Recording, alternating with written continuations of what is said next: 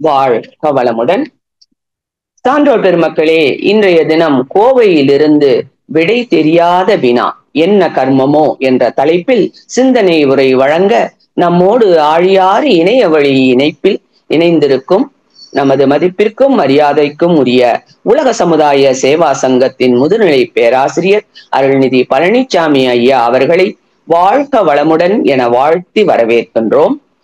நிகழ்ச்சிக்கு செல்வதற்கு முன்பு ஐயா அவர்களை பற்றிய அறிமுக உரையை அன்பர்களிடம் பகிர்ந்து கொள்வதில் பெருமகிழ்ச்சி அடைகின்றோம். கோவையைச் சேர்ந்த முதுநிலை பேராசிரியர் பழனிசாமி ஐயா அவர்கள் ஸ்டேட் பேங்க் ஆஃப் இந்தியாவில் தன்னுடைய 34 வருட பணிக்கு பிறகு ஓய்வு பெற்றவர். கல்வி தகுதியாக பிகாம் பட்டம் பெற்ற ஐயா அவர்கள் மனவளக்கலையில் 1992 ஆண்டிலிருந்து தன்னை இணைத்துக் கொண்டு கடந்த 33 வருடங்களாக தொண்டு செய்து வருபவர். கடந்த 1997 ஆண்டிலிருந்து பிடிசி, பிரம்மஞானம் மற்றும் மாஸ்டர் கோர்ஸ் என்று பல வகுப்புகளை வெவ்வேறு ஊர்களில் உள்ள மனவளக்கலை மன்றங்களிலும் ஆழியாரிலும் எடுத்த பெருமைக்குரியவர். இந்தியா மட்டுமல்லாது ஸ்ரீலங்கா, மலேசியா, கனடா, சிகாகோ மற்றும் அமெரிக்கா போன்ற பல நாடுகளில் ஆன்லைன் மூலமாகவும் நேரிலும் வகுப்புகள் எடுத்து தொண்டாற்றி வருகிறார்கள்.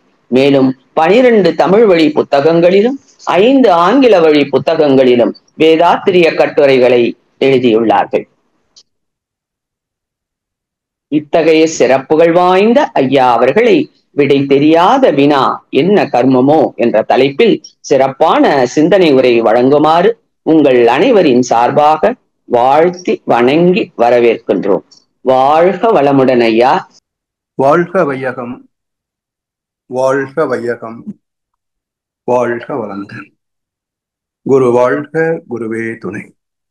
சிந்தனையை, உடல் நலத்தை சீர் அமைத்து ஓய்வித்த குருவே வாழ்க, வாழ்க வளமுடன். அற்புதமான ஒரு நல்வாய்ப்பை நல்கிய நமது குருமகான் அருட்தந்தை வேதாத்திரி மகர்ஷி அவர்களுக்கும்,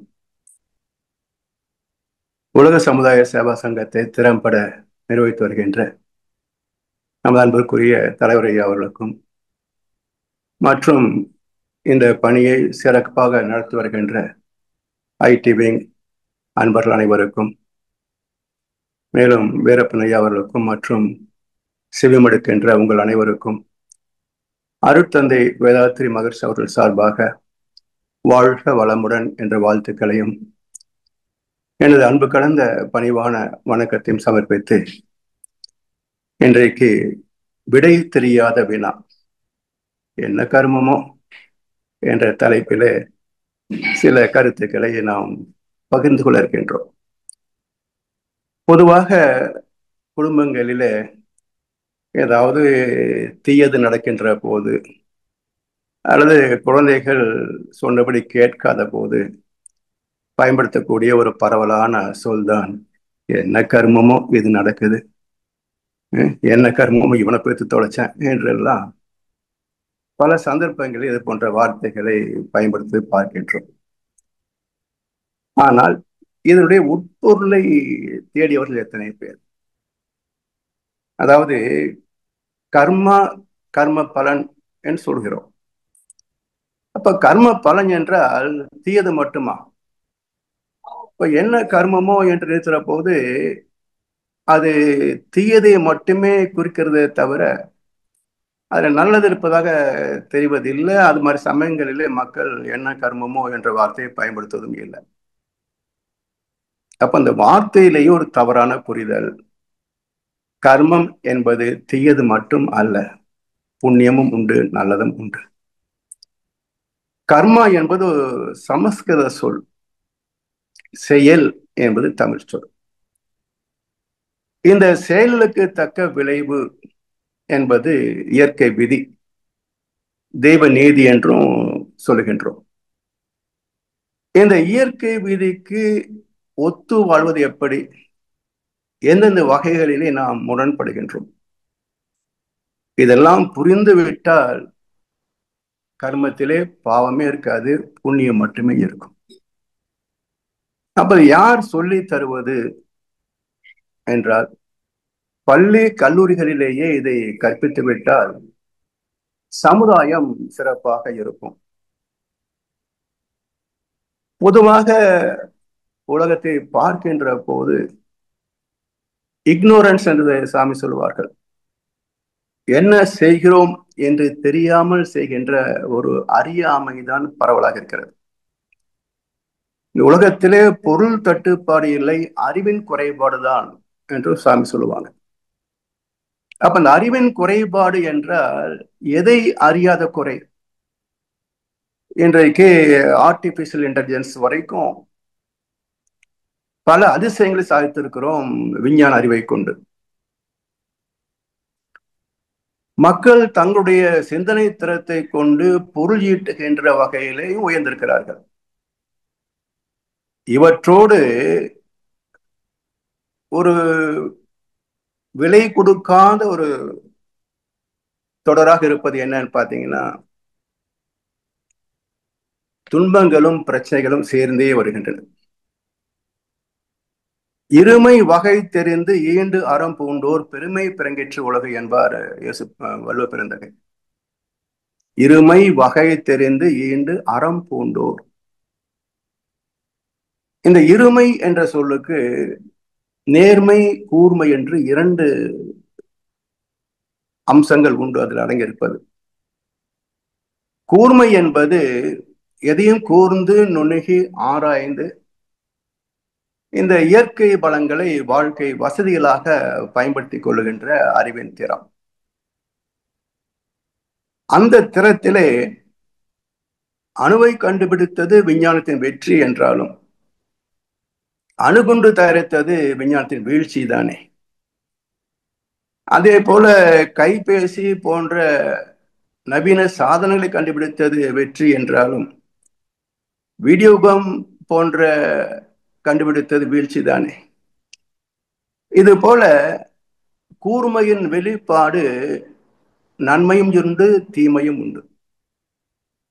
அப்ப இதுல உள்ள நன்மை தீமைகளை பிரித்து ஆய்ந்து பார்த்து தனக்கும் பிறருக்கும் தற்காலத்திற்கும் பிற்காலத்திற்கும் உடலுக்கும் மனதுக்கும் நன்மையே தரத்தக்க வகையிலே ஒரு அற்புதமான வாழ்க்கையை, சமுதாயத்தை உருவாக்க வேண்டும் என்ற பொறுப்பு எப்படி, யாருக்கு, எதனால் வரும்? அதான் நேர்மை என்ற தத்துவ ஞானம். அப்ப நேர்மை என்பது நேர்வழி தானே. அப்ப நேர்வழி என்றால் குறுக்கு வழி என்று ஒரு சொல் உண்டு அல்லவா? இறை நீதி என்பது நேர்மை, அதுக்கு குறுக்கே போவது குறுக்கு வழி. அப்ப இறை நீதிக்கு இணைந்து வாழ்கின்ற நேர்மை வந்துவிட்டார் எல்லோரையும் இறைவனுடைய திருநடன காட்சிகளாகவே பார்க்கக்கூடிய இறை உணர்வு, பிரம்ம ஞானம் வந்துவிட்டால் இங்கே பொருளுக்கும் பதவிக்கும் இருக்கின்ற போட்டி இருக்காது. எல்லோரையும் தனது உடன்பிறப்பாக, யாதும் ஊரே யாவரும் கேளு என்று சொன்னாரே கனியன் பூங்குன்றனார், அந்த கருத்து செயல்பாட்டிற்கு அமலுக்கு வந்துவிடும். அப்போது எல்லோ மக்களுமே ஒரு நிறைவான, முழுமையான, வளமான வாழ்க்கையை தூக்க முடியும். எனவே கூர்மை மட்டும் வளர்ந்தால் போதாது, அதனோடு கலந்து நேர்மையும் வர வேண்டும். அப்போதுதான் வாழ்க்கை சிறப்படையும் என்பதனால் கூர்மை, நேர்மை என்ற இருமை வகை தெரிந்து. இதுல இன்னொரு சிறப்பு பாருங்க, இந்த இரண்டு துறைகளிலும் ஒரு மனிதன் தேர்ந்த அறிவை பெற்று விட்டால் அவருடைய வாழ்க்கை எப்படி இருக்கும் என்றால், ஈண்டு அறம் பூண்டோர். அவங்க தெய்வ நீதிக்கு முரண்பட்டு செய்யவே மாட்டாங்க, தர்மத்திற்கு அறத்திற்கு முரணாக எதையும் செய்ய மாட்டாங்க. எல்லாம் அறியாமையால் செய்கின்ற தவறுகளை தவிர நாம் செய்கின்ற செயலுக்கு தக்க விளைவுதான் நாம் சந்திக்கின்ற துன்பங்களும் நோய்களும் பிரச்சனைகளும் என்று தெரிந்துவிட்டால் யாராவது தப்பு செய்வாங்களா? திருமந்திரம் சொல்லும், தன்னை அறிய தனக்கு ஒரு கேடு இல்லை, தன்னை அறியாமல் தான் கெடுகின்றனன். அருமையாக சொன்னார் திருமூலர். ஏன் பாவத்தை செய்யறான், தப்பு செய்யறான் என்றால் தன்னை அறியாமல் தான் கெடுகின்றனர். அப்ப தன்னை அறியக்கூடிய வழி என்ன என்றால், தன்னை அறியும் அறிவை அறிந்த பின் அறிவுதான் அறியும் திறனுடையது. தன்னை அறிவதற்கும், உலகை அறிவதற்கும், வாழ்க்கையை அறிந்து கொள்வதற்கும், சமுதாயத்தை புரிந்து கொள்வதற்கும் அறிவுதான் ஊடகம். எனவே தன்னை அறியும் அறிவை அறிந்த பின் தன்னை அர்ச்சிக்க தான் இருந்தானே. அர்ச்சித்தல் என்றால் ஏதோ கோயிலுக்கு போய் ஒரு டிக்கெட் வாங்கி நம்ம பேரு நட்சத்திரம் சொல்லிட்டா அவர் சில மந்திரங்களை சேர்த்து சொல்லுவாரு, அந்த அர்ச்சனையா? பரமண்டலத்தில் இருக்கின்ற எங்கள் பிதாவே உம்முடைய நாமம் அர்ச்சிக்கப்படுவதாக என்று பைபிளில் ஒரு வசனம் உண்டு. அங்க யாரும் அர்ச்சனை பண்றது இல்லையே. என்றால் அர்ச்சனை என்ற சொல்லுக்கே ஒரு தவறான புரிதலை நாம் வைத்திருக்கின்றோம். இறைவனை சில மந்திரங்களால் துதிப்பாடினால் போதும் என்று ஒரு தவறான புரிதலை வைத்திருக்கிறோம். இப்ப திருமந்திரம் சொல்லுகின்ற கருத்து, பைபிள் சொல்லுகின்ற கருத்து என்ன என்றால், தன்னை அர்ச்சிக்க தான் இருந்தானே, தன்னுடைய ஆத்மாவை தூய்மைப்படுத்திக் கொள்ளக்கூடிய, சுத்தப்படுத்திக் கொள்ளக்கூடிய வகையிலே தான் வாழ்ந்தான் என்று அர்த்தம். உம்முடைய நாமம் அர்ச்சிக்கப்படுவதாக என்று சொன்னால் உம்முடைய பகுதியாக இந்த ஜீவாத்மா தூய்மைப்படுவதாக என்று அர்த்தம். அப்ப ஆத்மாவை தூய்மைப்படுத்தி விட்டால் துன்பத்திற்கு வாய்ப்பே கிடையாது. துன்பத்தின் நிழல் கூட படாது. இடும்பைக்கு இடும்பை படுப்பர், இடும்பைக்கு இடும்பை படாதவர் என்றார் வள்ளுவர் பெருந்தகை. இதுக்கு என்ன விளக்கம் சொல்லுவாங்க? துன்பம் வருகின்ற போது நாம் துன்பப்படவில்லை என்றால் துன்பம் துன்பப்படும். நல்லா இருக்கு, கேட்கறதுக்கு ரசனையா இருக்குது. ஆனா கருத்து என்ன? துன்பம் என்பது என்ன தனி மனிதனா, இல்லை தனி ஒரு பொருளா? நாம் ஏற்றுக்கொள்ளவில்லை என்றால் தனி நின்று அழுவதற்கு? அதை சொல்லலை வள்ளுவர். இப்போ தீபாவளி வரப்போகுது, நிறைய இனிப்பு கொடுக்க முடியாத அளவுக்கு மக்கள் வரிசை தொடரப்போகிறது சில நாட்களில். இந்த இனிப்பினால் என்ன லாபம் உடலுக்கும் வாழ்க்கைக்கும் என்று கொஞ்சம் சிந்திச்சு பார்த்தால், தேவையில்லை என்று ஒரு வார்த்தை தான் பதிலாக வருமே தவிர இந்த வகையில இனிப்பு தேவை என்று ஒரு விடை வரவே முடியாது. ஆனால் ஏற்றுக்கொள்கிறதா மனம்? ஏற்றுக்கொள்கிறதா சமுதாயம்? அப்ப அந்த சமுதாயத்தை எதிர்த்து எனக்கு வேண்டாம் என்று சொல்வதற்கு மனசு வருத்தப்பட்டதில்லை. அப்போ இந்த வருத்தத்தை ஏற்றுக்கொண்டு விட்டால் இதனால் வரக்கூடிய டயபெட்டிக், ஹார்ட் ப்ராப்ளம், அந்த வருத்தத்தை தவிர்த்து விடலாம். இடும்பைக்கு இடும்பை படுப்பர், இடும்பைக்கு இடும்பை படாதவர். இந்த ஆசையை தவிர்ப்பதனால் ஏற்படக்கூடிய சிறு மன வருத்தத்தை ஏற்றுக்கொண்டு விட்டால் இதனால் பின்னால் வரக்கூடிய பெரிய வருத்தத்திலிருந்து நீங்கி விடலாம், தப்பி விடலாம் என்பதுதான் அந்த பொருளுடைய உண்மையான பொருள். சரி, இவை அனைத்தையும் எப்படி, யார், எதன் வழியாக நிர்வகிக்கிறாங்க?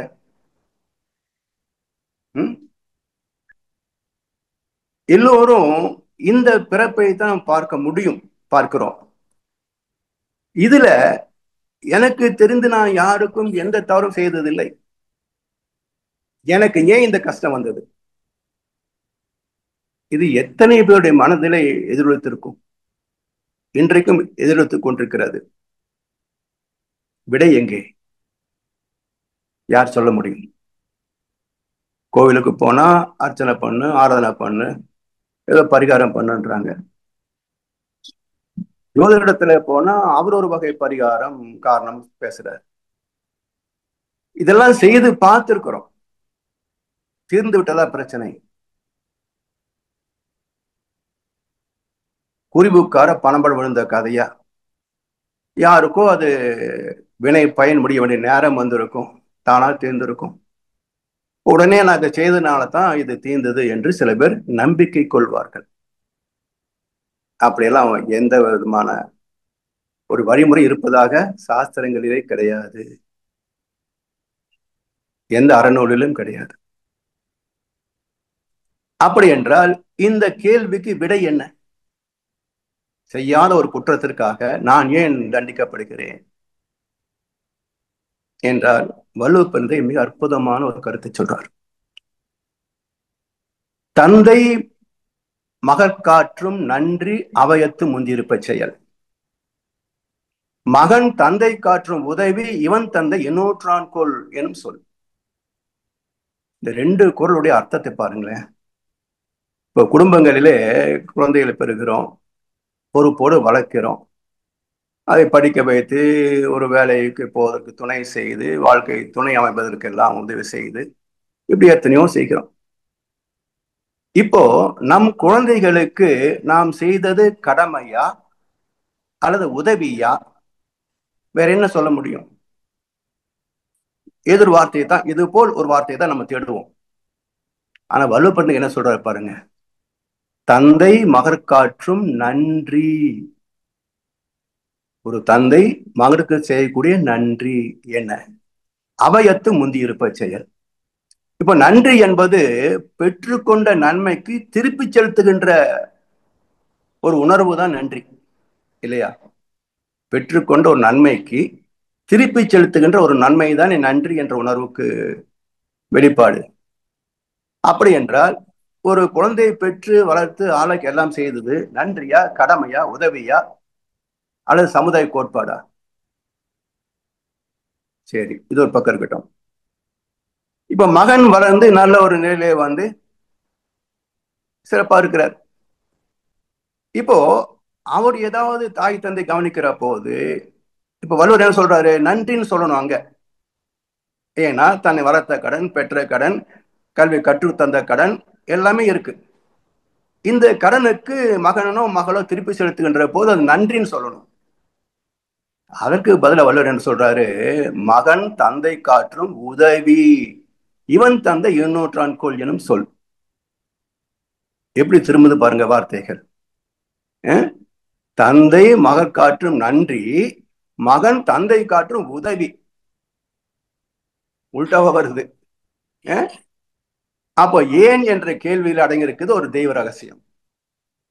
இந்த இரண்டு குறள்களிலே ஏன் வள்ளுவ பெருந்தகை இடம் மாற்றி போட்டிருக்கிறார் இந்த வார்த்தைகளை, நன்றி உதவி என்ற வார்த்தைகளை ஏன் இடம் மாற்றி வைத்திருக்கிறார் என்ற சிந்தனை வருகின்ற போது தெய்வ ரகசியம் தெரியும். அது என்ன? அதுதான் இந்த என்ன கர்மமோ எல்லாத்துக்கும் அதுதான் விட. இப்போ நம்முடைய கர்ம வினை சொல்றான் பாருங்க.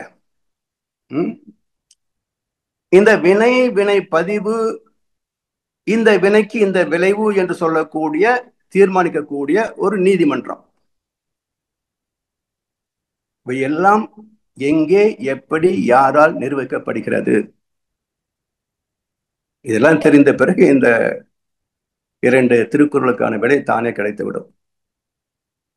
அப்போ இதுக்கு எங்க போகணும்? முதல்ல எங்கே ஆத்மா பிறந்தது, அங்கிருந்து வந்தா தான் கதை புரியும்.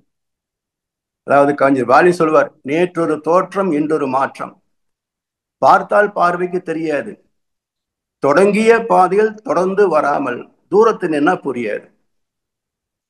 அதாவது நேற்றொரு தோற்றம் இன்றொரு மாற்றம், பார்த்தால் பார்வைக்கு தெரியாது, சரி. தொடங்கிய பாதையில் தொடர்ந்து வராமல் தூரத்தில் நின்றால் புரியாது. தெரிவது கண்ணுக்கு, புரிவது அறிவுக்கு, இல்லையா? அப்ப என்ன புரியும்? தொடங்கிய பாதையில் தொடர்ந்து வந்தால் என்ன புரியும்? இறை நீதி புரியும், தெய்வ நீதி புரியும், செயலுக்கு தக்க விளைவு என்ற விதி புரியும். அதை புரிந்து கொள்வதற்கு இப்போ சுத்த வெளியிலிருந்து வாங்க, அதுதானே ஆதி மூலம். அதுலேருந்து இறைத்துகள் வந்தது, அவை குவிந்து விண்ணாச்சு, விண்கள் குவிந்து பஞ்சபூதங்களாச்சு, பஞ்சபூதங்களுக்கு பிறகு ஒரு காலகட்டத்திலே நுண் உயிர் என்ற ஜீவன் உருவானது. முதல் தோன்றிய ஜீவன் ஒரு நுண் உயிர். அதை விஞ்ஞானம் என்ன சொல்றது? ப்ளூ கிரீன் ஆல்கே, ஒரு சின்ன மைக்ரோ பாக்டீரியா அப்படின்னு சொல்லுது. இப்ப எந்த மாற்றத்தின் அடிப்படையில் பஞ்சபூதங்களிலிருந்து உயிர் என்ற ஒரு இனம் தோன்றியது? இதுல நிறைய வெரைட்டி இருக்கு வச்சுக்க. ஆனா உணர்கின்ற சிறப்பு, சென்சிங் ஃபேக்கல்டி உள்ள ஒரு இனம் என்றால் அது உயிர் இனம் சொல்லுகின்றோம். அப்ப விண்ணுக்கும் உயிருக்கும் என்ன பேதம்? விண்ணேதான் உயிராச்சு, ஆனா விண்ணே உயிர் அல்ல. விண் தான் உயிர் ஆச்சு, ஆனா விண் உயிர் அல்ல. அப்ப என்ன மாற்றம் நிகழ்ந்ததால் விண் உயிராச்சு இல்லையா? இது நேரடியாக இல்லை என்றாலும் இதற்கான விளக்கம் தத்துவங்களிலே நம்ம இதுல இல்லை என்றாலும் மகரிஷி அவர்கள் மறைமுகமான சில கருத்துக்களை தந்திருக்கிறார். அதெல்லாம் சீர்தூக்கி ஆராய்ந்து பார்த்தால் இந்த உண்மை புரியும். இப்ப என்ன முதல்ல அம்சம் எடுத்தீங்களேன், பஞ்சபூத நவரதம். ஒவ்வொரு கோளிலிருந்தும் வரக்கூடிய அலைகளுக்கு ஒவ்வொரு ரசாயன தன்மை இருக்கிறது. 7 தாதுக்களுக்கு 7 கிரகங்கள் காரணம். ராகு கேது ஓஜசத்துக்கு காரணம் என்று மகர்ஷி அந்த தவத்துல விளக்குறாங்க. இந்த ஜீவ இன பரிணாமத்தை பேசுகின்ற போது இந்த பூமியில் ஏற்பட்ட ஒரு தெய்வீக விகிதாச்சாரம் அப்படிங்கிறார். அதெல்லாம் தெய்வீக விகிதாச்சாரம் என்றால், பூமி தோன்றிய போதே உயிர்கள் வரவில்லை. பஞ்ச பூதங்கள் இருந்தன, ஆனால் உயிர்கள் தோன்றவில்லை. இது விஞ்ஞானம் ஏற்றுக்கொண்டுள்ள தன்மை, உண்மை இது. அப்போ எந்த காலகட்டத்தில் ஏன் ஜீவன் உருவானது என்றால், இந்த பஞ்சபூதங்கள் குறிப்பிட்ட விகிதாச்சாரத்தை தொட்ட போது. உதாரணமாக, நான் ஹைஸ்கூல்ல படித்த காலத்துல 75% நீர் 25% மண் அப்படின்னு படிச்சேன். மகரிஷி அவர்கள் நம்முடைய பஞ்சபூத நவரதவத்துல பேசுற போது 28 பகுதி நிலம், 72 பகுதி தண்ணீர் அப்படின்றார். இப்ப விஞ்ஞானவாதி 31% என்னவோ மண் அப்படின்னு பேசுறாங்க. அப்படின்னா மண்ணின் அளவு மாறிக்கொண்டே உயர்ந்து கொண்டே வந்திருக்கிறது, நீரின் அளவு குறைந்து கொண்டே வந்திருக்கிறது. இதுபோல் பஞ்ச பூதங்களில் ஏற்பட்ட ஒரு விகிதாச்சாரம். அப்படி ஒரு காலகட்டத்திலே தான் உயிர்கள் தோன்றின. அது மட்டுமல்ல, அந்த உயிரினத்துல தெய்வத்தை அறியக்கூடிய சிறப்புடைய மனிதனாகவும் ஒருவன் வருகிறான். அதனால் இந்த மாற்றத்தை மகரிஷி என்ன வார்த்தை கொடுத்து சிறப்பிக்கிறார் பாருங்க. தெய்வீக விகிதாச்சாரம், பஞ்சபூதங்களில் ஏற்பட்ட தெய்வீக விகிதாச்சாரம். 2 ஆச்சுங்களா? இப்ப 3வதை தேடுகின்ற போது நம்முடைய மனிதன வாழ்க்கை உடல் அமைப்பு பாருங்களேன். 14 வயதுல நமக்கு உடல் பக்குவமாகிறது. ஆண்களுக்கு குரல் உடைகின்ற ஒரு அடையாளம், பெண்களுக்கு வெளிப்படையாக தெரியக்கூடிய அடையாளம். இது 14 வயது. 40 வயது வரைக்கும் அந்த சந்ததியை உருவாக்கக்கூடிய ஆற்றல் திணிவாக இருக்கும். அப்போ 40 13 வயதை கழித்து விட்டோம் என்று சொன்னால் 27 ஆண்டுகள், 27 குழந்தைகளை உருவாக்கக்கூடிய ஆற்றல் ஒரு பெண்ணின் கருப்பைக்கு உண்டு என்ற கருத்தை குசேலன் என்ற ஒரு கதாபாத்திரத்துல சொல்லி வச்சாங்க. மருத்துவத்துறையில பார்க்கிற போது 20 குழந்தைகளை பெற்றெடுத்ததாக ஒரு பெண்மணி இருந்தாங்க என்று மருத்துவ சான்று ஒன்று இருக்கு. கண்ணாசனுடைய ஒரு பாடலில் வருகின்ற போது வேடிக்கை தான். வருஷம் ஒரு பிள்ளை பெத்தெடுத்து இப்ப வயசு 26 ஆச்சுன்னு ஒரு பாடல் இருக்கு. இதுல ஒரு நுட்பம் என்னன்னா, யாருக்கு 26 வயசு சொல்லல, நம்ம அம்மாவுக்கு 26 வயசு நினைச்சு கேட்டு வருஷம் ஒரு பிள்ளை பெத்தெடுத்து இப்ப வயசு 26 ஆச்சுன்னா எப்படி சொல்ல முடியும்? அதனால இது 27வது குழந்தை பிறக்கிற போது முதல் குழந்தை 26 வயசு தானே. இது ஒரு இப்படி ஒரு பருவம் வந்த ஒரு பெண் பிள்ளை 27 குழந்தைகளை பெற்றெடுக்கக்கூடிய வாய்ப்பு உண்டு என்பது ஒரு கணக்கு. 2வது, இந்த பிறப்புக்கே 10 மாசம் கணக்கு சொல்றோம். நாட்காட்டின் கணக்குப்படி பாத்தீங்கன்னா 306 நாள் 5 நாள் கணக்கு வரும். ஆனா கர்ப்ப காலம் பாத்தீங்கன்னா 270 இருந்து 80க்குள்ள முடிஞ்சு போகுது. அப்ப ஏறக்குறைய 9 மாசம் தானே கணக்கு வருது. அப்புறம் 10 மாசம் எப்படி நாம பேசுறோம் என்றால், எந்த நட்சத்திரத்தில் கருவாகிறதோ அது 10 சுழற்சி 10 முறை அது கலக்கின்ற போது 27 × 10 270 நாட்கள். அப்போ அதுதான் ஜென்ம நட்சத்திரம்னு பேசுறோம். ஒரு குழந்தை பிறக்கிற போது எந்த நட்சத்திரத்துல பிறந்தது என்று பேசுறோம். அப்ப 27 இதுலயும் வந்துருது. ஒரு பருவமடைந்த பெண் பிள்ளை கருப்பை ஆரோக்கியமாக இருந்தால் 27 நாட்கள் முடிந்து 28ஆம் நாள் விளக்காகும். இது ஒரு கணக்கு. நான்காவதாக நம்முடைய அனுபவங்கள், ஜீவனுடைய அனுபவங்கள் எல்லாம் ஜீவாத்மா சொல்றோம் இல்லையா? சோ இந்த ஜீவாத்மாவின் அலைக்களம் என்ன என்றால் 14 முதல் 40. அப்ப அதுலயும் 27. அப்ப இந்த 4 இடங்களிலே 27 என்று வருவதனால அப்போ இந்த இன வாழ்க்கையில மனித வாழ்க்கையில நட்சத்திர தாக்கம் இருக்கிறது என்பது மூன்றாவது கணக்கு. அப்போ நட்சத்திர தொகுதியிலிருந்து வரக்கூடிய அலைகளின் தாக்கம் 1, நவ கோள்களின் அலையின் தாக்கம் 2, இந்த பூமியில் உள்ள பஞ்சபூதங்க சேர்க்கையில் ஏற்பட்ட தெய்வீக விகிதாச்சாரம் 3, இந்த மூன்றும் கலந்ததனால் விண் உயிராகிறது, வான்காந்தம் ஜீவகாந்தம் ஆகிறது. அப்போ ஜீவகாந்தம் வருகின்ற போது பயோமேக்னடிசம், உயிர் உயிர் தோன்றுகின்ற போது அதனுடைய சிறப்பு என்ன என்றால் உணர்தல். சரி, இப்ப இந்த மூன்றும் சேர்ந்தவுடன் தானே ஜீவன் உருவாகுதா அப்படின்னா இது கூட இன்னொரு சேர்க்கை தேவைப்படுகிறது. எனது லேசான ஒரு வெப்பம், ஒரு நீர்த்தன்மை. இது எப்படி புரிஞ்சுக்கலாம்? வெயில் காலம் வச்சுக்கல, ஏப்ரல் மே மாசம் நல்ல வெயில் அடிக்கும், திடீர்னு மழை பெஞ்சா சில பேருக்கு வைரல் ஃபீவர் வந்துடும், காய்ச்சல் வருது. அப்ப இந்த வைரஸ் எங்கே இருந்து வந்தது? இப்போ எங்கேயோ இருந்து வந்திருக்க முடியாது. அப்ப இந்த காற்று மண்டலத்தில் ஏற்பட்ட ஒரு புதிய ஒரு ஜீவன், புதிய ஒரு வைரஸ். சில பேருக்கு அது தாங்க முடியல, நோய் எதிர்ப்பு சக்தி குறைவு, பாதிக்கப்படுகிறாங்க, காய்ச்சல் வருது. இது மட்டும் இல்ல, மற்ற ஜீவனை பத்தி நமக்கு தெரியாது, சொல்ல முடியாது. இப்ப நம்முடைய வாழ்க்கையிலே ஒரு கணவன் மனைவி ஒரு குழந்தையை பெறக்கூடிய தாம்பத்தியத்துல என்ன நிகழ்வு பார்த்தீங்கன்னா, வழக்கமான உடல் வெப்பத்தை காட்டிலும் கொஞ்சம் அதிகமாகும். பிறகு ஆண் உடலிலிருந்து பெண் உடலுக்கு ஒரு திரவமாக உயிரணுக்கள் உள்ள இருக்க ஒரு திரவ பொருள் இடம் மாறும். அப்போ வெப்பமும் திரவத்தன்மை வந்துருச்சா? அப்ப இது ரெண்டு சேர்ந்தால்தான் ஒரு கரு உருவாகிறது. அப்படி ஒரு நிலை வந்த போதுதான் இந்த பூமியில முதல் தோன்றிய ஜீவன் நுண் உயிர்.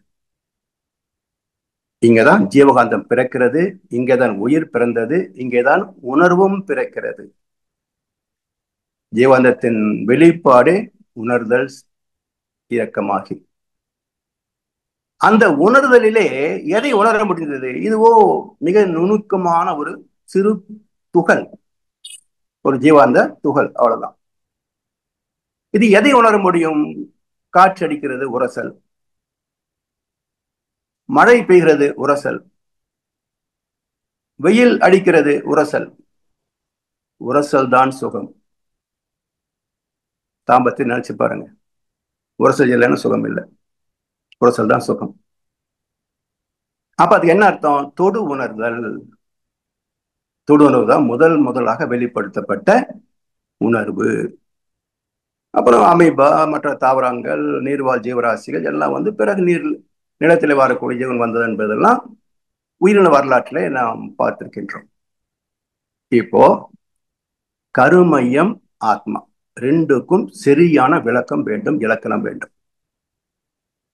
இரண்டை புரிந்து கொண்டால் இந்த கருமத்துக்கான கதையெல்லாம் புரிஞ்சு போயிடும். எது கருமையம்?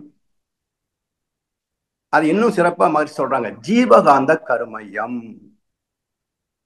உலகங்கள் ஜெரிப்பு உள்மையம் கொண்டும் உயிர் வகைகளில் காந்த கருமையம் கொண்டும் நலமுடனே ஜீவகாந்த நல்லியக்க ஆற்றால் நடுநிலையாம் இறையாற்றல் நடத்தும் சீர் மறந்தோர் என்று ஒரு கவியில போகும்.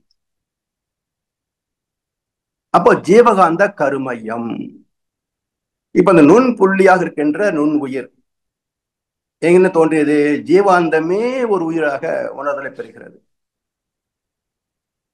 சரி, தோன்றிய போது காந்த கருமையம். இந்த உரசலால் ஒரு இன்பம் துய்த்தது அல்லவா? அந்த அனுபவம் அந்த கருமத்துக்குள்ளே போய் பதிந்து இருப்பாகிறது. இப்ப கருமையம் கூட்டல் அனுபவம் ஈக்குவல் டு ஆத்மா. Genetic centre plus experiences equal to soul. Biomagnetic centre plus experiences equal to soul. காந்த கருமையம் பிளஸ் அனுபவங்கள் ஈக்குவல் டு ஆத்மா. சரி, இந்த நுண்ணுயிருக்கு பிறகு வந்த ஒவ்வொரு ஜீவராசியிலையும் இதிலிருந்து தானே அது வருது. ஒன்றில் இருந்து ஒன்று உருவாக்குறது. அப்போ தொடர்ந்து வளர்ச்சிக்கு அடிப்படை என்ன என்றால் இந்த நுண் உயிர் பெற்ற அனுபவம். தாவரங்கள் வரைக்கும் தாவரம் பெற்ற அனுபவத்திலே சுகம் மட்டும் இல்லை, துன்பம் வருகிறது. எப்போ துன்பம் வந்தது? தண்ணி இல்லை, இந்த வருஷம் மழை பெய்யல. தண்ணில எப்படி வாழ முடியும்? அங்க மழை பெய்யுது, அங்க போக முடியுமா? இன்னொரு ஊருக்கு வேறு இருக்கிறதுனால போக முடியாது. துன்பம் வந்தது. அப்ப தாவரத்திலே அதுக்கு தேவையான ஒரு பஞ்சபூத சேர்க்கையில் ஒன்று குறைபடுகிறது என்று சொன்னால் அது துன்பமாகிறது. அப்போ நுண் உயிரிலே இன்பம் மட்டுமே, தாவரத்திலே இன்பத்தோடு துன்பமும் தோன்றியது. அப்ப என்னாச்சு? இந்த துன்பத்தை நீக்குவதற்கு அதனுள் இருக்கின்ற அறிவு எழுச்சி பெறுகிறது. தர்மசம் ஸ்தாபனார்த்தாய சம்பவம் யுகே யுகே. இது ஒரு ராமாவதாரம் கிருஷ்ணாவதாரம் மட்டுமல்ல, ஒவ்வொரு புது ஜீவனும் ஒரு அவதாரம் தான். ஒரு புது ஜீவனும் ஒரு அவதாரமே. ஒவ்வொரு புதிய அணுவும் ஒரு அவதாரமே. ஏன்னா இந்த அவதாரம் என்ற சொல்லுக்கு நம்ம அர்த்தம் புரிஞ்சுக்கல.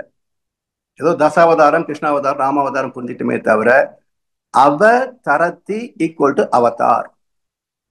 அவ என்றால் மாற்றம், தரத்து என்றால் தன் நிலையில், தன்னுடைய தன்மையில்.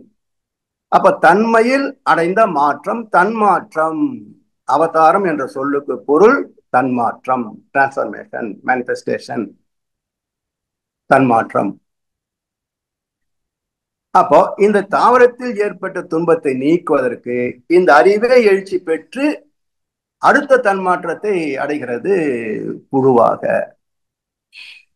இந்த துன்பம் நீங்கி போச்சு, அடுத்த துன்பம் வந்துருச்சு. அடுத்து என்ன துன்பம்?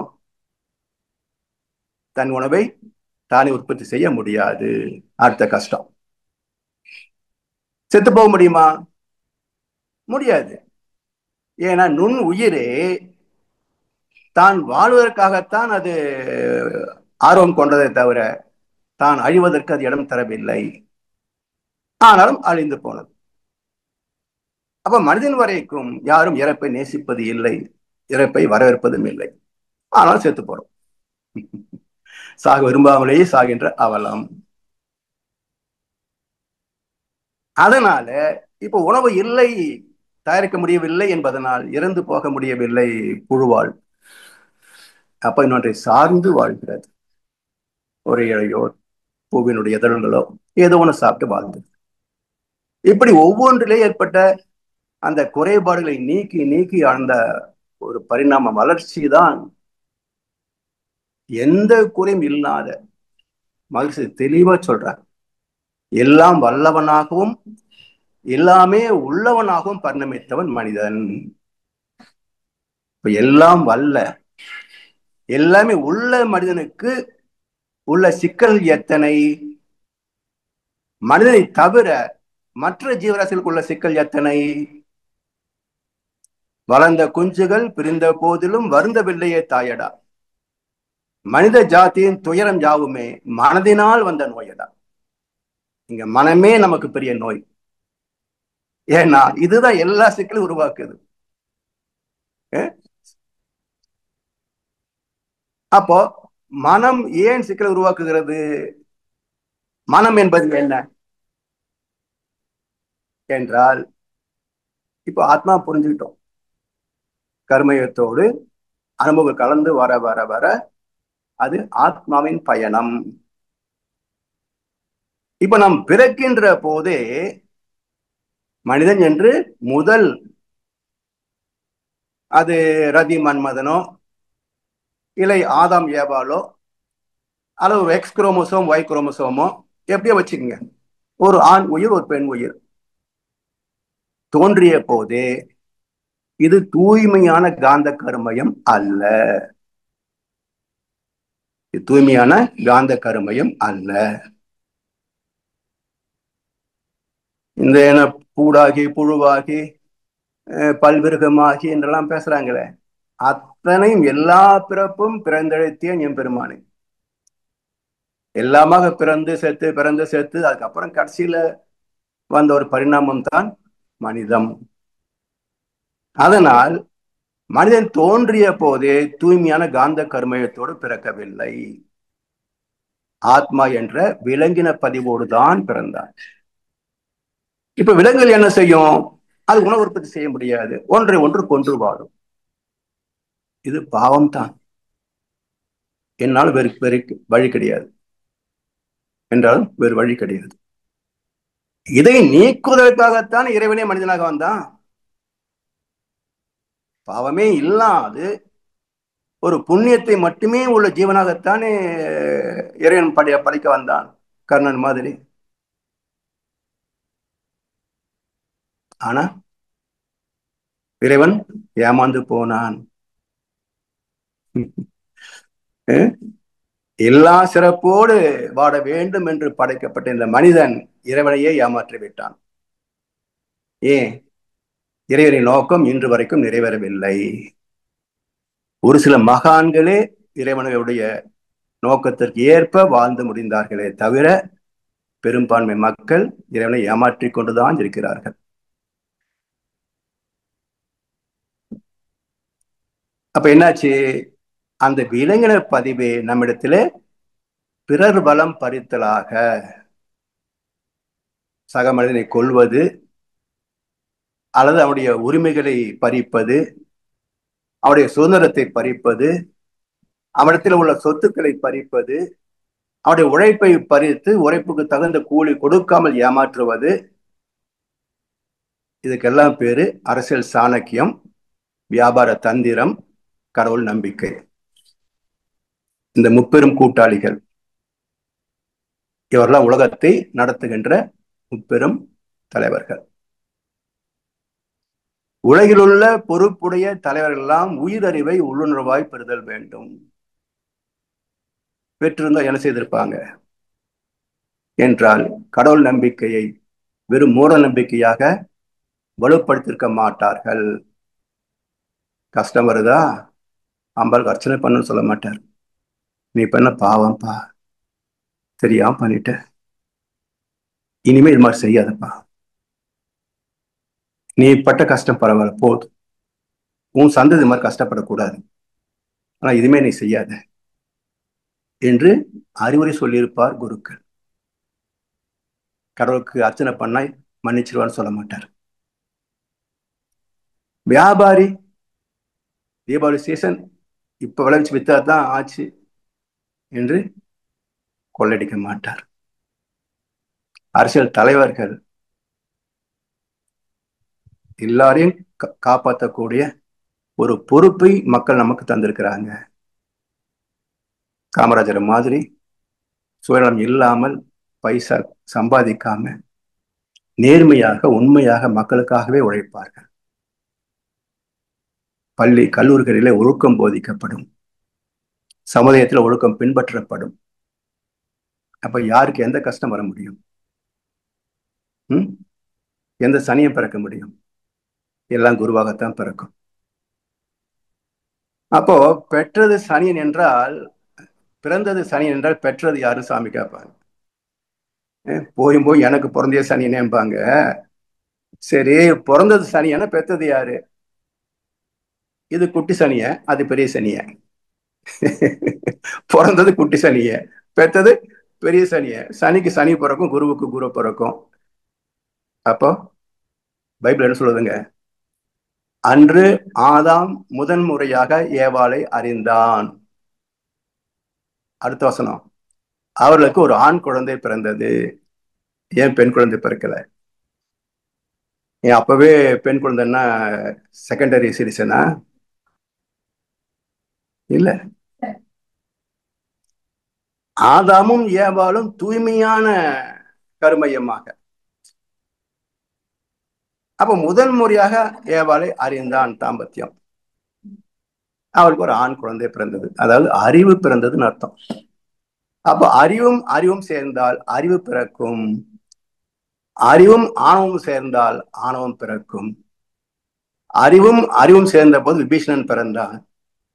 அறிவும் ஆணவமும் சேர்ந்த போது கும்பகர்ணன் பிறந்தான். ஆணவமும் ஆணவமும் சேர்ந்த போது ராவணன் பிறந்தான். இதிகாசங்கள் எல்லாம் சரியான விளக்கத்தை தான் தருகின்றன. எனவே இந்த பிறர் வரம் பறித்தல் என்ற குற்றத்தை மாற்றி இருந்தால் எப்பவோ ஒரு 7 தலைமுறைக்குள்ளாக எல்லா பிணங்கள பதிவுகளும் நீர்த்து போயிருக்கும். மனித இனம் புண்ணியவான்களாக, ஒவ்வொரு மனிதனும் அறம் சார்ந்தவனாக, சான்றோனாக வாழ்ந்திருப்பான். அப்போ புண்ணியம் மட்டுமே இருப்பதனால் துன்பத்தின் சாயல் கூட விழாது. அப்ப எங்க கஷ்டம் வரும்? சனி பயிற்சியாவது, ராகு கிரகமாவது, இல்ல செவ்வாய் தோஷமாவது, ஒரு தோஷம் இருக்காது. எல்லா தோஷமும் ஏன் வந்தது? காரணம், வாழ தெரியவில்லை. வந்து பிறந்து விட்டோம், ஆனால் வாழ தெரியவில்லை. சரி, அருகில் இருந்து சொல்லிக் கொடுத்தால் விவரம் தெரியாதா? ஆமா, விளக்கம் புரியாத கண்ணதாசன். சொல்லிக் கொடுத்தா புரியாமையா போ? அப்ப திரும்ப திரும்ப சொல்லிக் கொடுக்கணும் சில தலைமுறைகளுக்கு.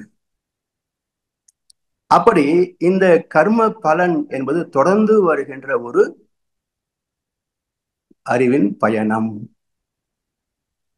அப்போ இப்ப வாங்க வள்ளுவருடைய குரலுக்கு. உதவி நன்றி. இதுல இப்போ செய்த செயலுக்குரிய விளைவு எப்போ வரும் என்றால் 7 தலைமுறைகள் என்று ஒரு கணக்கு வச்சிருக்கிறார். இது விஞ்ஞானம் கூட நிரூபித்திருக்கிறது. ஜெனடிக் சயின்ஸ்ல இப்போ இந்த தாவர அக்ரிகல்ச்சர் யூனிவர்சிட்டி இருக்கு பாருங்க. 1960களிலே நம்ம நாட்டுல தரமான பருத்தி கிடையாது. அதுல ஸ்டாப்பிள் சொல்லுவாங்க. அந்த நூலுடைய நீளம் குட்ட குட்ட நூலா இருக்கும். அது நெசவுக்கு பயன்படாது இல்லையா?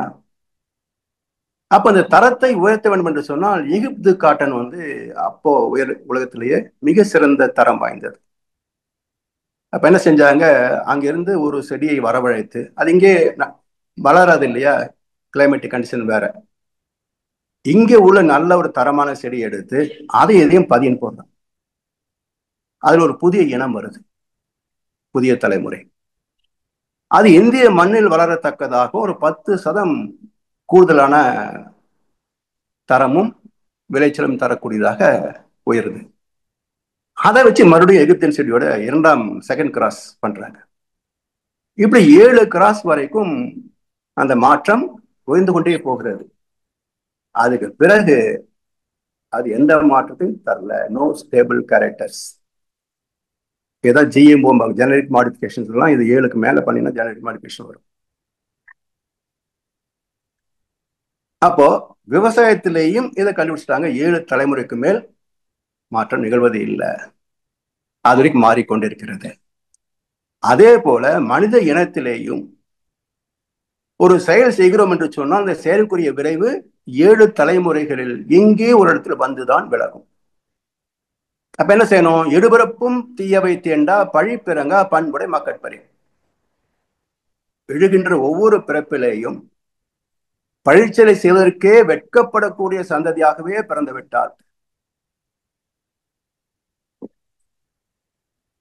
கஷ்டம்னா என்னன்னு கேட்பாங்க, பிரச்சனை என்னன்னு கேட்பாங்க. ஏன்னா அவங்களுக்கு தெரிந்தது சுகம் மட்டுமே, பேரின்பம் மட்டுமே. சோ 7 பிறப்பும் தீயவை தீண்டா பழி பிறங்கா பண்புடை மக்கட்பெறேன். சரி, இந்த 7 தலைமுறைகளிலே எது எங்கே வரணும் என்பதை யார் நிச்சயிக்கிறாங்க? இப்போ ஒரு சயனடை இருக்கு, விஷம், அது நுனி விரலை தொட்டு அப்படி நுனி நாக்கில் வச்சோம்னா உடனே செத்து போயிடும்.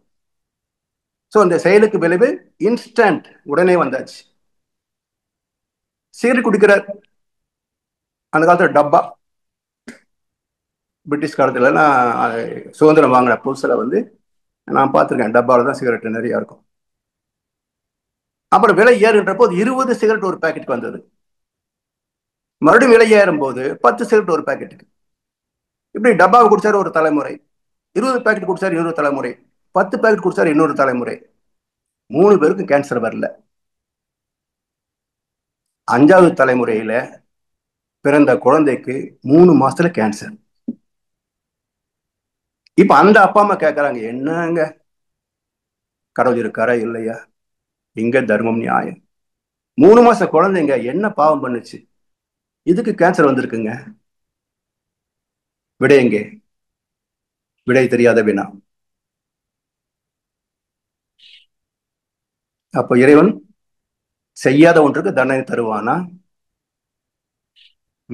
இல்லாத ஒரு பாவத்திற்கு தப்பு வருமா, துன்பம் வருமா?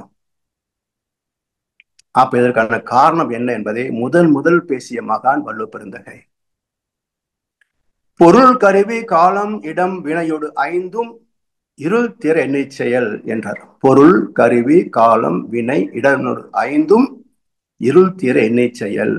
பொருள் கருவி காலம் வினை இடம், இவன் இந்த 5ஐயும் மையமாக கொண்டு இருள் தீர, துன்பம் இல்லாதபடிக்கு ஆராய்ந்து பார்த்து ஒரு செயலை செய். துணிந்த பின் எண்ணுவோம் என்பது இழுக்கு மட்டுமே, வேறு தீர்ப்பே கிடையாது. எண்ணி துணிக கர்மம், துணிந்த பின் எண்ணுவோம் என்பது இழுக்கை மட்டுமே தரும், சிறப்பை தராது. சரி, 5 காரணம் சொல்லிட்டார். இது எப்படி செயல்படுகிறது? 5 எங்கேயோ இருக்குது, பொருள் கருவி காலம் வினை இடம் இருக்கு. இது எப்படி என்னுடைய கர்மாவில எனக்கு துன்பத்தை தருகிறது? இதற்கு வள்ளுவருக்கு பிறகு ஒரு முழுமையான தெளிவான அறிவியல் பூர்வமான உண்மையை தந்த மகான் வேதாத்ரி மகர்ஷி அவர்கள். செய்யும் தொழில் வளம் நோக்கம் காலம் இடம், அதே 5 ஒக்கவே சீர் விளைவாய் காந்த வழி திகழும் அருளாற்றலே, வையகத்தில் வாழ்வோர்க்கு இன்பம் துன்பம் அமைதியும் வான் உணர்வாம் பேரின்பம் துய்ப்பதுணர்ந்து ஒய்குவோம். அப்ப இந்த 5 கோட்பாடுகளுக்கு ஏற்ப எதன் வழியாக செயல்படுகிறது? சீர் விளைவாய். சீர் என்றால் தி லா ஆஃப் நேச்சர், தெய்வ நீதி, இயற்கை சட்டம். அது ஒரு 2 எழுத்துக்கள், சீர். அப்போ தெய்வ நீதியின் விளைவாக சீர் விளைவாய் காந்த வழி, ஆத்மா என்ற காந்த களத்தின் வழியாகத்தான் வந்துட்டு இருக்குது ஒவ்வொரு தலைமுறைக்கும். காந்த வழி திகழும் அருளாற்றலே, யாரு? இறைவனே தான் வெளியே வர்றான். அதனாலதான் யாரோ கஷ்டம் தரா இருந்தா தெய்வத்துக்கிட்ட போய் புலம்பலாம்.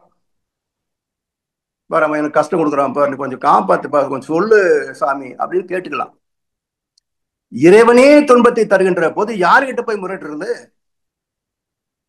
இல்லையா? அதனால்தான் பகவான் சொன்னார், உனக்கு வர வேண்டிய நன்மைகளோ தீமைகளோ தடுக்கின்ற சக்தி இறைவனுக்கே கிடையாது. ஏன் என்றால், ஒரு முறை முடிவு பண்ணிட்டா என் வார்த்தையை நானே மாத்திக்க மாட்டேன். இது சினிமா டயலாக் அல்ல, இறைவன் டயலாக். ஒரு முறை முடிவு பண்ணிட்டான்னா இந்த விளைவுன்னு சொல்லி அந்த விளைவை அவன் மாற்ற மாட்டான். சோ எந்த தீர்ப்பும் இங்கே திருத்தப்படுவது இல்லை. இந்த தெய்வீக நீதிமன்றத்தில் எந்த தீர்ப்பும் திருத்தப்படுவது இல்லை. நம்முடைய கருமையமே ஒரு நீதிமன்றம் என்பார் மகர்ஷி அவர்கள். நம்முடைய கருமையமே ஆத்மாவே ஒரு தெய்வீக நீதிமன்றம். சரி, கோர்ட் வந்துட்டா வாதி வேணும், பிரதிவாதி வேணும், வக்கீல் வேணும், சாட்சி வேணும், சட்ட புத்தகம் வேணும், நீதி எழுதணும் இல்லையா? அப்ப நம்முடைய தெய்வீக நீதிமன்றத்தில் வாதி யார், பிரதிவாதி யார்? வாதி நம்முடைய மனசாட்சி, பிரதிவாதி நம்முடைய மனசு. மனசாட்சிதான் குற்றம் சொல்லும், பாரு இதெல்லாம் பண்ணிக்கிட்டு நல்ல மாதிரி வேஷம் போடுறான் பார் அப்படின்னு அது கேஸ் ஃபைல் பண்ணும். மனசு என்ன சொல்லும், இதெல்லாம் பண்ணலன்னு பொழைக்க முடியுமா? இது என்ன சத்தியோகமா திரேத யோகமா கலியோகம் அப்படின்னு மனசு எதிர்வாதம் வைக்கும். சரி, வக்கீல் யார் வச்சுக்கலாம்? நோ சான்ஸ், வக்கீலுக்கு வாய்ப்பு இல்லை. சாட்சிகள், அதுக்கும் இங்க அனுமதி இல்லை. சரி, இந்த நீதிமன்றத்தின் சட்ட நூல் எத்தனை செக்ஷன் இருக்கு? இந்தியாவில் ஈகோ 630 செக்ஷன் என்னவோ இருக்குன்னு சொல்றாங்க. அது இறைவனுடைய நீதிமன்றத்தில் சட்ட புத்தகத்தில் எத்தனை செக்ஷன் இருக்குது என்று சொன்னால் ஒற்றை சரத்து மட்டுமே உண்டு. செயலுக்கு தக்க விளைவு என்ற ஒற்றை சரத்துமே இந்த நீதிமன்றத்தின் சட்ட புத்தகம். வேறு சரத்துகள் கிடையாது, சப் கிளாஸும் கிடையாது. சரி, தீர்ப்புகள் திருத்தப்படுமா? இல்ல. சரி, இந்த கோர்ட் சரியில்லைப்பா, நான் சுப்ரீம் கோர்ட்டுக்கு போறேன், மேல்முறையீட்டுக்கு அனுமதியும் இல்லை. சரி, நான் எத்தனை கோயிலுக்கு போயிருக்கிறேன், எத்தனை எல்லாம் அர்ச்சனை பண்ணிருக்கிறேன், எவ்வளவு அன்னதானம் பண்ணிருக்கிறேன், முடிவில் எவ்வளவு காசு போட்டுக்கிறேன், கொஞ்சம் நீ செலவு காட்டக்கூடாதா? அப்படின்னா இந்த பூஜை, புனஸ்காரம், உண்டியல் காணிக்கை, பரிகாரம், அன்னதானம் இது எதுவுமே இங்கே பரிசீலனைக்கு எடுத்துக்கொள்ளப்பட மாட்டாது. இதுதான் இந்த தெய்வீக நீதிமன்றம். சரி, இப்ப புரிஞ்சு போச்சுங்களா? 7 தலைமுறை வரைக்கும் வரும். அதனால் இந்த ஊஞ்செடுத்த பின் செய்த தீவினை ஏதும் இல்லை. பிறப்பதற்கு முன் செய்த தீவினையோ இங்கனே வந்து 3 வேண்டார் பட்டினத்தார். அப்ப பிறப்பதற்கு முன் செய்த தீவினை எங்க அப்பா அம்மா செஞ்சது சொல்லல அவரு. அப்பவும் நானே செஞ்சிருக்கிறேன். ஏன்னா நான் என்பது ஆத்மா, நான் என்பது அறிவு, அது சுத்த வெளி மெய்ப்பொருள், தொடர்ந்து பயணித்துக் கொண்டிருக்கிறது. அறிவின் பரிணாமம், அறிவின் பயணம். அப்ப உடல்கள் மாறி மாறி வந்தாலும் ஆத்மாவும் ஆத்மாவின் பதிவுகளும் தொடர்ந்து பயணித்துக் கொண்டே இருக்கின்றன. இதுல உள்ள பதிவுகள் எல்லாம் 7 தலைமுறைகளில் எங்கே வேண்டுமா தாக்கம் கொடுக்கும். சரி, இப்போ வள்ளுவர் என்ன சொல்றாரு? தந்தை மகற்காற்றும் நன்றி.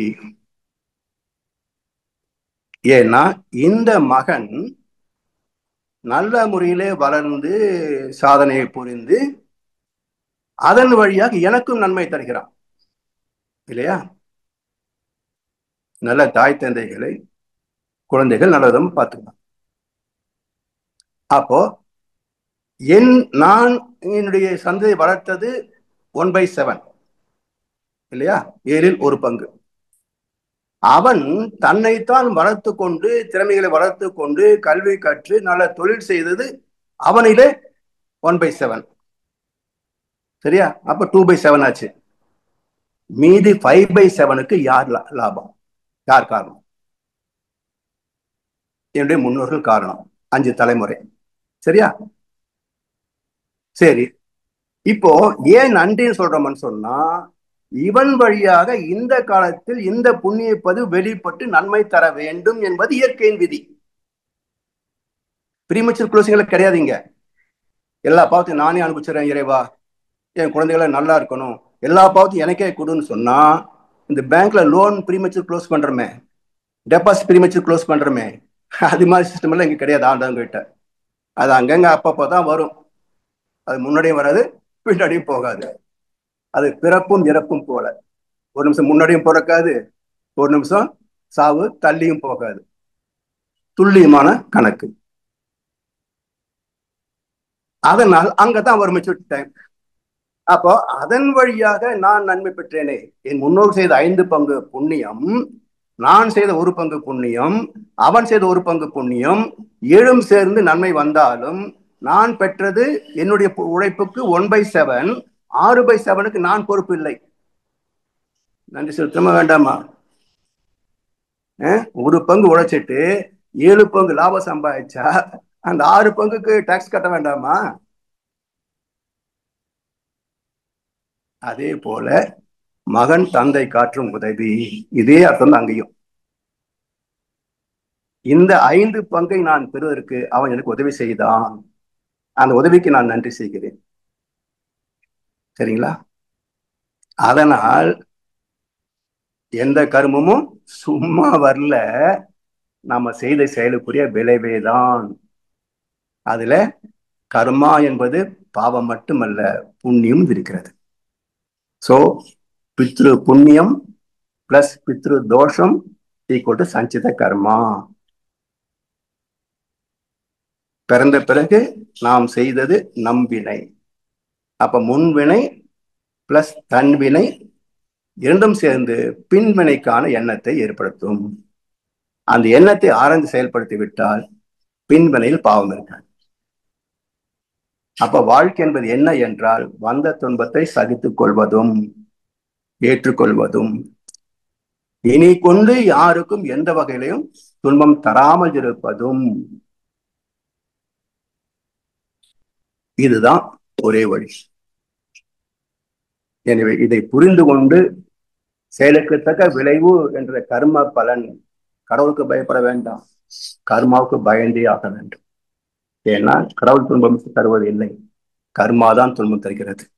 வினை, வினை தலைமை, வினை பயன், இவற்றை இறைவன் உலகு கொண்டு பண்ணவில்லை, இயற்கையை இங்கனம் சேவிக்கிறது என்கிறது கீதை.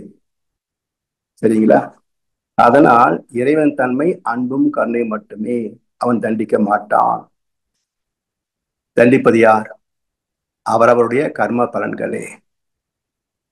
இதை மாற்ற முடியாது, மொத்தமா ப்ரீமெச்சூர் க்ளோஸும் பண்ண முடியாது. அதனால் வருவதை ஏற்றுக்கொண்டு எந்த வகையிலேயும் எதன் பொருட்டும் யாருக்கும் எண்ணத்தாலோ சொல்லாலோ செயலாலோ துன்பம் தராமல் இருப்பதும் தான் வாழ்க்கை. உற்ற நோய் நோன்றல் உயிர்க்குருகன் செய்யாமை அற்றே தவத்துக்கு உரு. நான் எனது வாழ்நாளிலே யாருடைய உடலுக்கோ மனதுக்கோ துன்பம் தர மாட்டேன். துன்பப்படும் உயிர்களுக்கு என்னால் முடிந்த உதவிகளை செய்வேன்.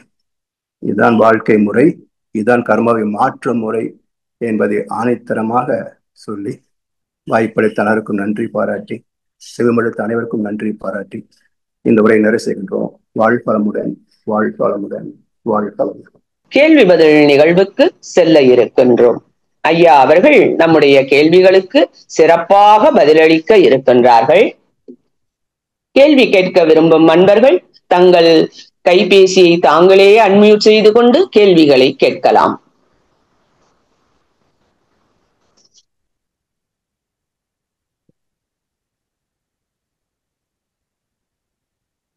அம்மா வாழ்க வளமுடன். ஐயா வாழ்க வளமுடன். முதல் அன்பராக கிருபாநிதி அம்மா அவர்கள் வாழ்க வளமுடன். அம்மா. அம்மா ஐயா வாழ்க வளமுடன். அம்மா வாழ்க வளமுடன். ஐயா ரொம்ப சிறப்பியா, நன்றி. ஐயா வாழ்க வளமுடன். எத்தனை தடவை உங்க பேச்ச கேட்டாலும் தினம் கேட்டா கூட ஏதாவது ஒண்ணு புதுசா தோன்றது மாதிரி இருக்குமியா. அதுவும் இன்னைக்கு நீங்க பேசின போது இயற்கையோட செயலுக்கேத்த விளைவு அப்படிங்கிறத கொஞ்சம் கூட சபலம் இல்லாம ஒத்துக்குருவோம். அதுல ஒண்ணும் தப்பே கிடையாது. வாழ்க வளமுடன். ஐயா அப்ப நீங்க சொல்லையில சொன்னீங்க, நட்சத்திரங்கள், கோள்கள், பூமியின் தன்மாற்றங்கள் நுண்ணுயிருக்கு காரணம். ஆனா அந்த நுண்ணுயிர் மட்டும் துன்பமே இல்லை, ரொம்ப இன்பமா இருக்கு. அடுத்து அறிவே ஏன் துன்பம் வந்துச்சுங்கிறதுக்கு அதுக்கு நீங்க விளக்கம் சொல்லிட்டீங்க. அதாவது காற்று இல்ல, தண்ணி இல்ல, அதுக்கு சூரிய வெளிச்சம் விடாம இருக்கும் அப்படின்னு. ஆனா அந்த நுண்ணுயிர் மட்டும் எப்படி இப்படி அழகா தப்பிச்சுச்சு? அதுக்கு எப்படி அதுக்கு பதிவெல்லாம் கிடையாதா ஐயா? இல்ல அது அப்பதான் உருவாகுதுமா.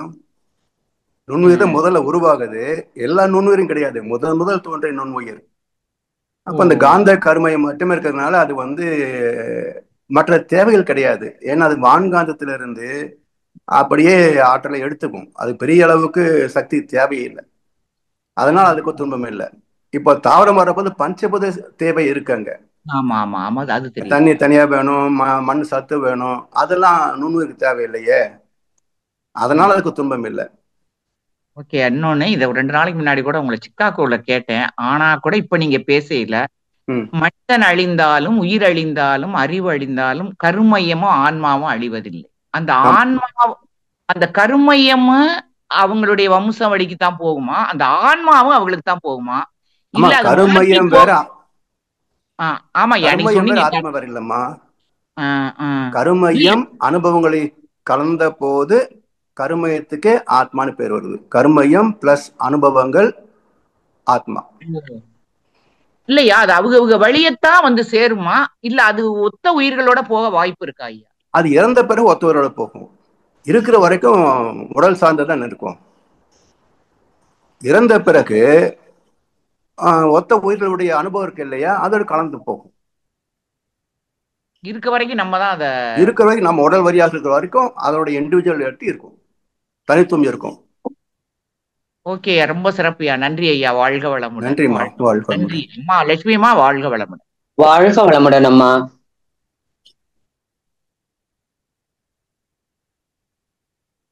அடுத்த அன்பராக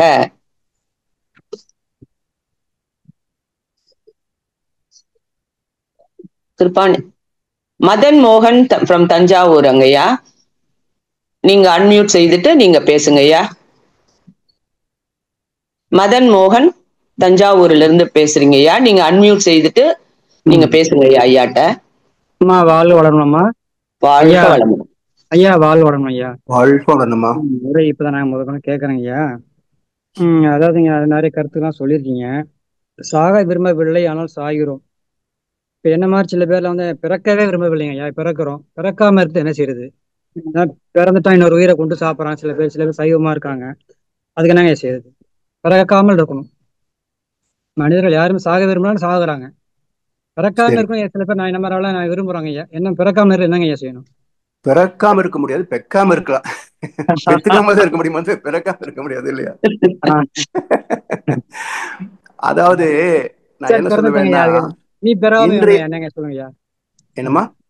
பிறந்து விட்டோம், சரி, நீ பிறக்காம இருக்குது என்னங்க செய்யறது? இனி பிறக்க மாட்டோம். அதாவது நீங்க கேக்குற கேள்வி எப்படின்னா, செத்த பிறகு நாமே மறுபடியும் பிறக்கிறோம்னு நினைக்கிறீங்க இல்லையா? சரியா? அப்படி கிடையாது. அது இந்த ஆத்மாவை பற்றி புரியாதவர்கள் இந்த ஆன்மீக சொற்பொழிவும் சொல்லி மக்களை குழப்பிய செய்திகள் அது. அறிவியல் பூர்வமாக சயின்டிபிக்கலா பார்த்தாலும் தத்துவ ரீதியாக பார்த்தாலும் ஒரு உடல் என்பது ஒரு முறைதான் பிறக்குமே தவிர உடல் இறந்த பிறகு மீண்டும் ஒரு உடலில் பிறக்காது. சரிங்க. அதனால இப்ப எனக்கு முன் பிறவினா என்னுடைய தாய் தந்தை, எனக்கு அடுத்த பிறவினா என்னுடைய மகன் மகள் குழந்தைகள், சரிங்க. இப்படிதான் போகுமே தவிர நான் செத்தக்கு மறுபடியும் இன்னொரு உடம்புக்குள்ள நான் வர முடியாது. சரிங்க சரிங்க. அதனால இப்போ இந்த மனித வாழ்க்கையில் சந்திக்கின்ற சுக துக்கங்களை வேண்டாம் அப்படின்னு சொன்னா நாம தான் குழந்தை பெற்றுக்காம இருக்கணும். அது மட்டும் இல்ல, இன்னொரு கருத்து சொல்றேன் கேளுங்கய்யா, கொஞ்சம் கஷ்டமான கருத்து தான். இன்றைக்கு உள்ள உலகத்துல ஒரு குழந்தை பிறந்த பிறகு எத்தனை கஷ்டப்படுது யோசிச்சு பாருங்க. எல்கேஜில இருந்து சாகுற வரைக்கும் படுற கஷ்டம் எவ்வளவு சொல்லுங்க பாப்போம். அப்போ இப்படிப்பட்ட ஒரு சூழ்நிலை ஏன் வந்ததுன்னு சொன்னா, மக்கள் தொகை அதிகமானதுனால எல்லாத்துக்கும் போட்டி இல்லையா? அப்போ இப்படிப்பட்ட சமுதாயத்துல ஒரு குழந்தையை பெற்றுக்கொள்வது ஒரு தாய் தந்தை அந்த குழந்தைக்கு விதிக்கின்ற ஆயுள் தண்டனை. சரியா? சரிங்க, புரியுது புரியுது. அதை ஏத்துக்க முடியுமா பாருங்க. சரிங்க. அது இன்னொரு கேள்விங்க ஐயா. இப்ப தெய்வீக நீதிமன்றத்துல நிறைய வினைப்பதிவு எல்லாம் இருக்குங்க ஐயா. அந்த வினைப்பதிவு அதுபடி நடந்துதான் தீரும் சொல்றீங்க. ஆனா மேல்பதிவு போட்டா நற்செயல் மூலம் மேல்பதிவு போட்டா அது கர்ம தூய்மையாமா ஐயா? இல்ல, அப்படியே மேல் பதிவு போட்டு அதை மாத்த முடியாது. ஒவ்வொரு இம்பிரிண்டும் அப்போதைக்கு அப்ப அந்த பொருள், கருவி, காலம், வினை, இடம் அஞ்சிருக்கு இல்லையா? இந்த 5 கோட்பாடுகளுக்கு ஏற்ப ஒவ்வொரு செயலுக்கும் அங்கங்க ஒரு இடம் போய் பிடிச்சிரும். நம்முடைய ஆத்மாவிலே 14 to 40 இருக்கு இல்லையா அலைவேகம், ஆமா ஆமா அந்த ஆமாங்க. ஃபீல்டுக்குள்ள ஏதோ ஒரு இடத்துல போய் இதை ஃபிட் பண்ணிடும். ம். இதுக்கு எப்போ மெச்சூரிட்டி டைம் வருதோ அந்த டைம் வெளி வரும். ஓ. அப்போ நாம் செய்யக்கூடிய புண்ணியத்திற்கு புண்ணிய பலன் வரும். ம். ஆனால் ஏற்கனவே செய்த பாவத்தை இது கழுவாது. வேற என்னங்க அதுக்குதான் வழி மகர்ஷி கூட சொல்றாங்க, பிராயச்சித்தம், மேல் பதிவு, அடியோடு அழித்தல் என்று 3 வகை கொடுத்திருக்கிறாங்க. சரிங்க. இல்லைங்களா? சரிங்கய்யா. இப்போ பிராயச்சித்தத்தின் மூலமாக புதிய பாவத்தையே வராமல் தடுத்துக் கொள்கிறோம். மேல்பதிவு வழியாக இப்பிறப்பில் நாம் செய்த பழக்க வழக்கங்களை மாற்றிக்கொள்கிறோம். பாவத்தை மாற்ற முடியாது, பழக்கத்தை தான் மாத்துறோம். சரி, எப்படி கர்மத்தை தூய்மைப்படுத்துறது? கருமை தூய்மை ஆகவே ஆகாது. எனக்கு அதுக்குள்ள கொஞ்சமா இருக்கு. அசைந்ததிலிருந்து இன்னைக்கு வரைக்கும் எல்லாமே உள்ள கிடக்குது. இப்ப பிறவி நோக்கமே புரியலைங்கய்யா. கர்மம் எப்படி தூய்மையாக்குறோம்னா பிறவி எடுத்த நோக்கம் என்னன்னு தெரியலங்கய்யா. அதாவது இப்ப நம்ம தாக்கக்கூடியது பாத்தீங்கன்னா 7 தலைமுறை எண்ணங்கள் தான் நம்ம தாக்கும். இதுல இருந்து வெளியே வருவதுக்கு என்ன வழி அப்படின்னா தவம் ஒண்ணுதான் வழி. தவம். சரி. அப்ப தவம் என்ன பண்ணுது? மினிமம் 13 அலைச்சலுக்கு இறக்கிடுது. சுத்தவழி தவம். சரிங்களா? இப்போ நம்ம தவம் செய்தால் ஆன்மீகத்தில் துன்பத்திலிருந்து விலகலாம் அப்படி எப்படி சொல்றாங்க அப்படின்னா, நம்முடைய பதிவுல எல்லாமே 14 to 40 தான் இருக்கு. சரிங்களா?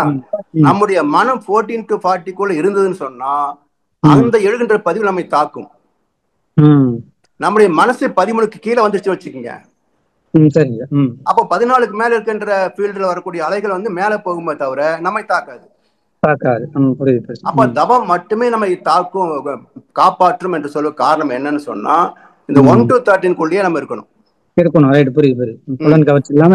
அப்ப தவத்தில் தேர்ச்சி பெற்று தத்து விளக்கத்திலே தெளிவு பெற்று மேற்கொண்டு எந்த வகையிலையும் நம்ம ஏமாந்து போகாம மற்றவங்களுக்கு துன்பம் கொடுக்காம இருந்தால் புதிய பாவங்கள் கிடையாது. ஏற்கனவே உள்ளது வெளிப்படாம இருக்கணும்னு சொன்னா 13 கீழே போயிட்டோம்னு சொன்னா 14க்கு மேல வரக்கூடிய அலைகள் நம்ம தாக்காது. இதுக்கு ஒரு எளிமையா உதாரணம் சொல்றேன் பாருங்க. இப்ப எல்லாம் நம்ம வந்து பென் டிரைவ், சிடி எல்லாம் வந்துருச்சுங்க. இதுக்கு முன்னாடி 1960s 70s எல்லாம் வந்து ரெக்கார்ட்ஸ் இருக்கும், கேள்விப்பட்டிருக்கீங்களா? ரெக்கார்ட்ஸ் அதுல 78 RPM, 45 RPM, 33 RPM 3 வகை உண்டு.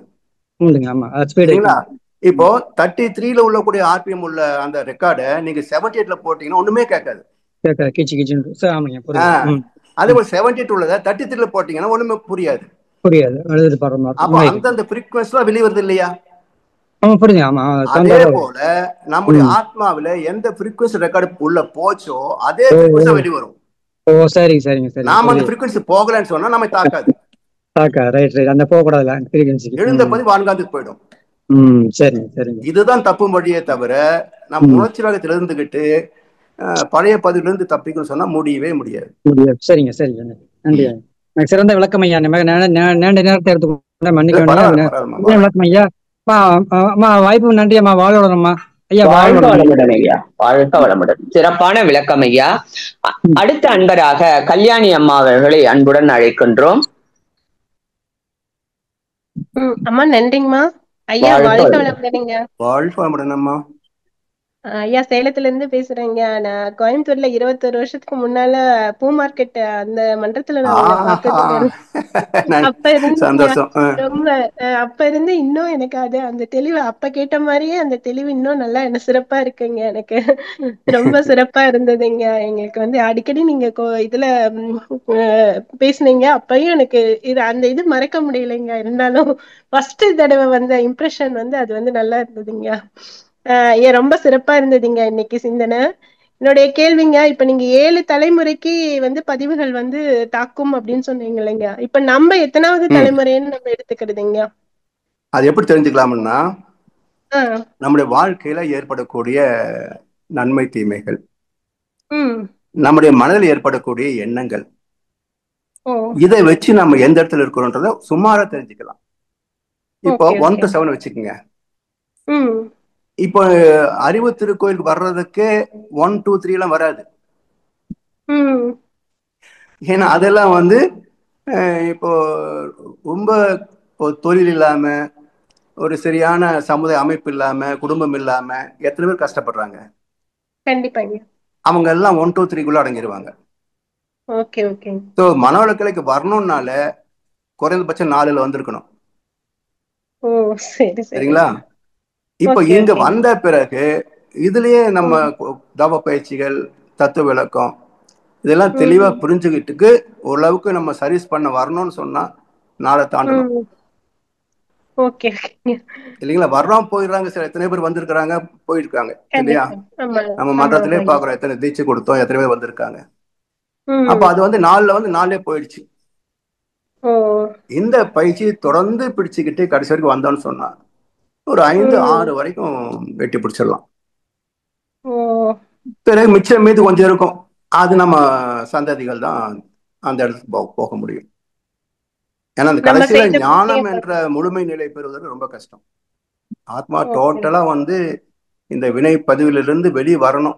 போதுமட சாமி இந்த வாழ்க்கைன்னு சொல்லி அது மனதளவிலே யாதனின் யாதனின் நீங்கியான் நோதல் அதனின் அதனின் இலன்.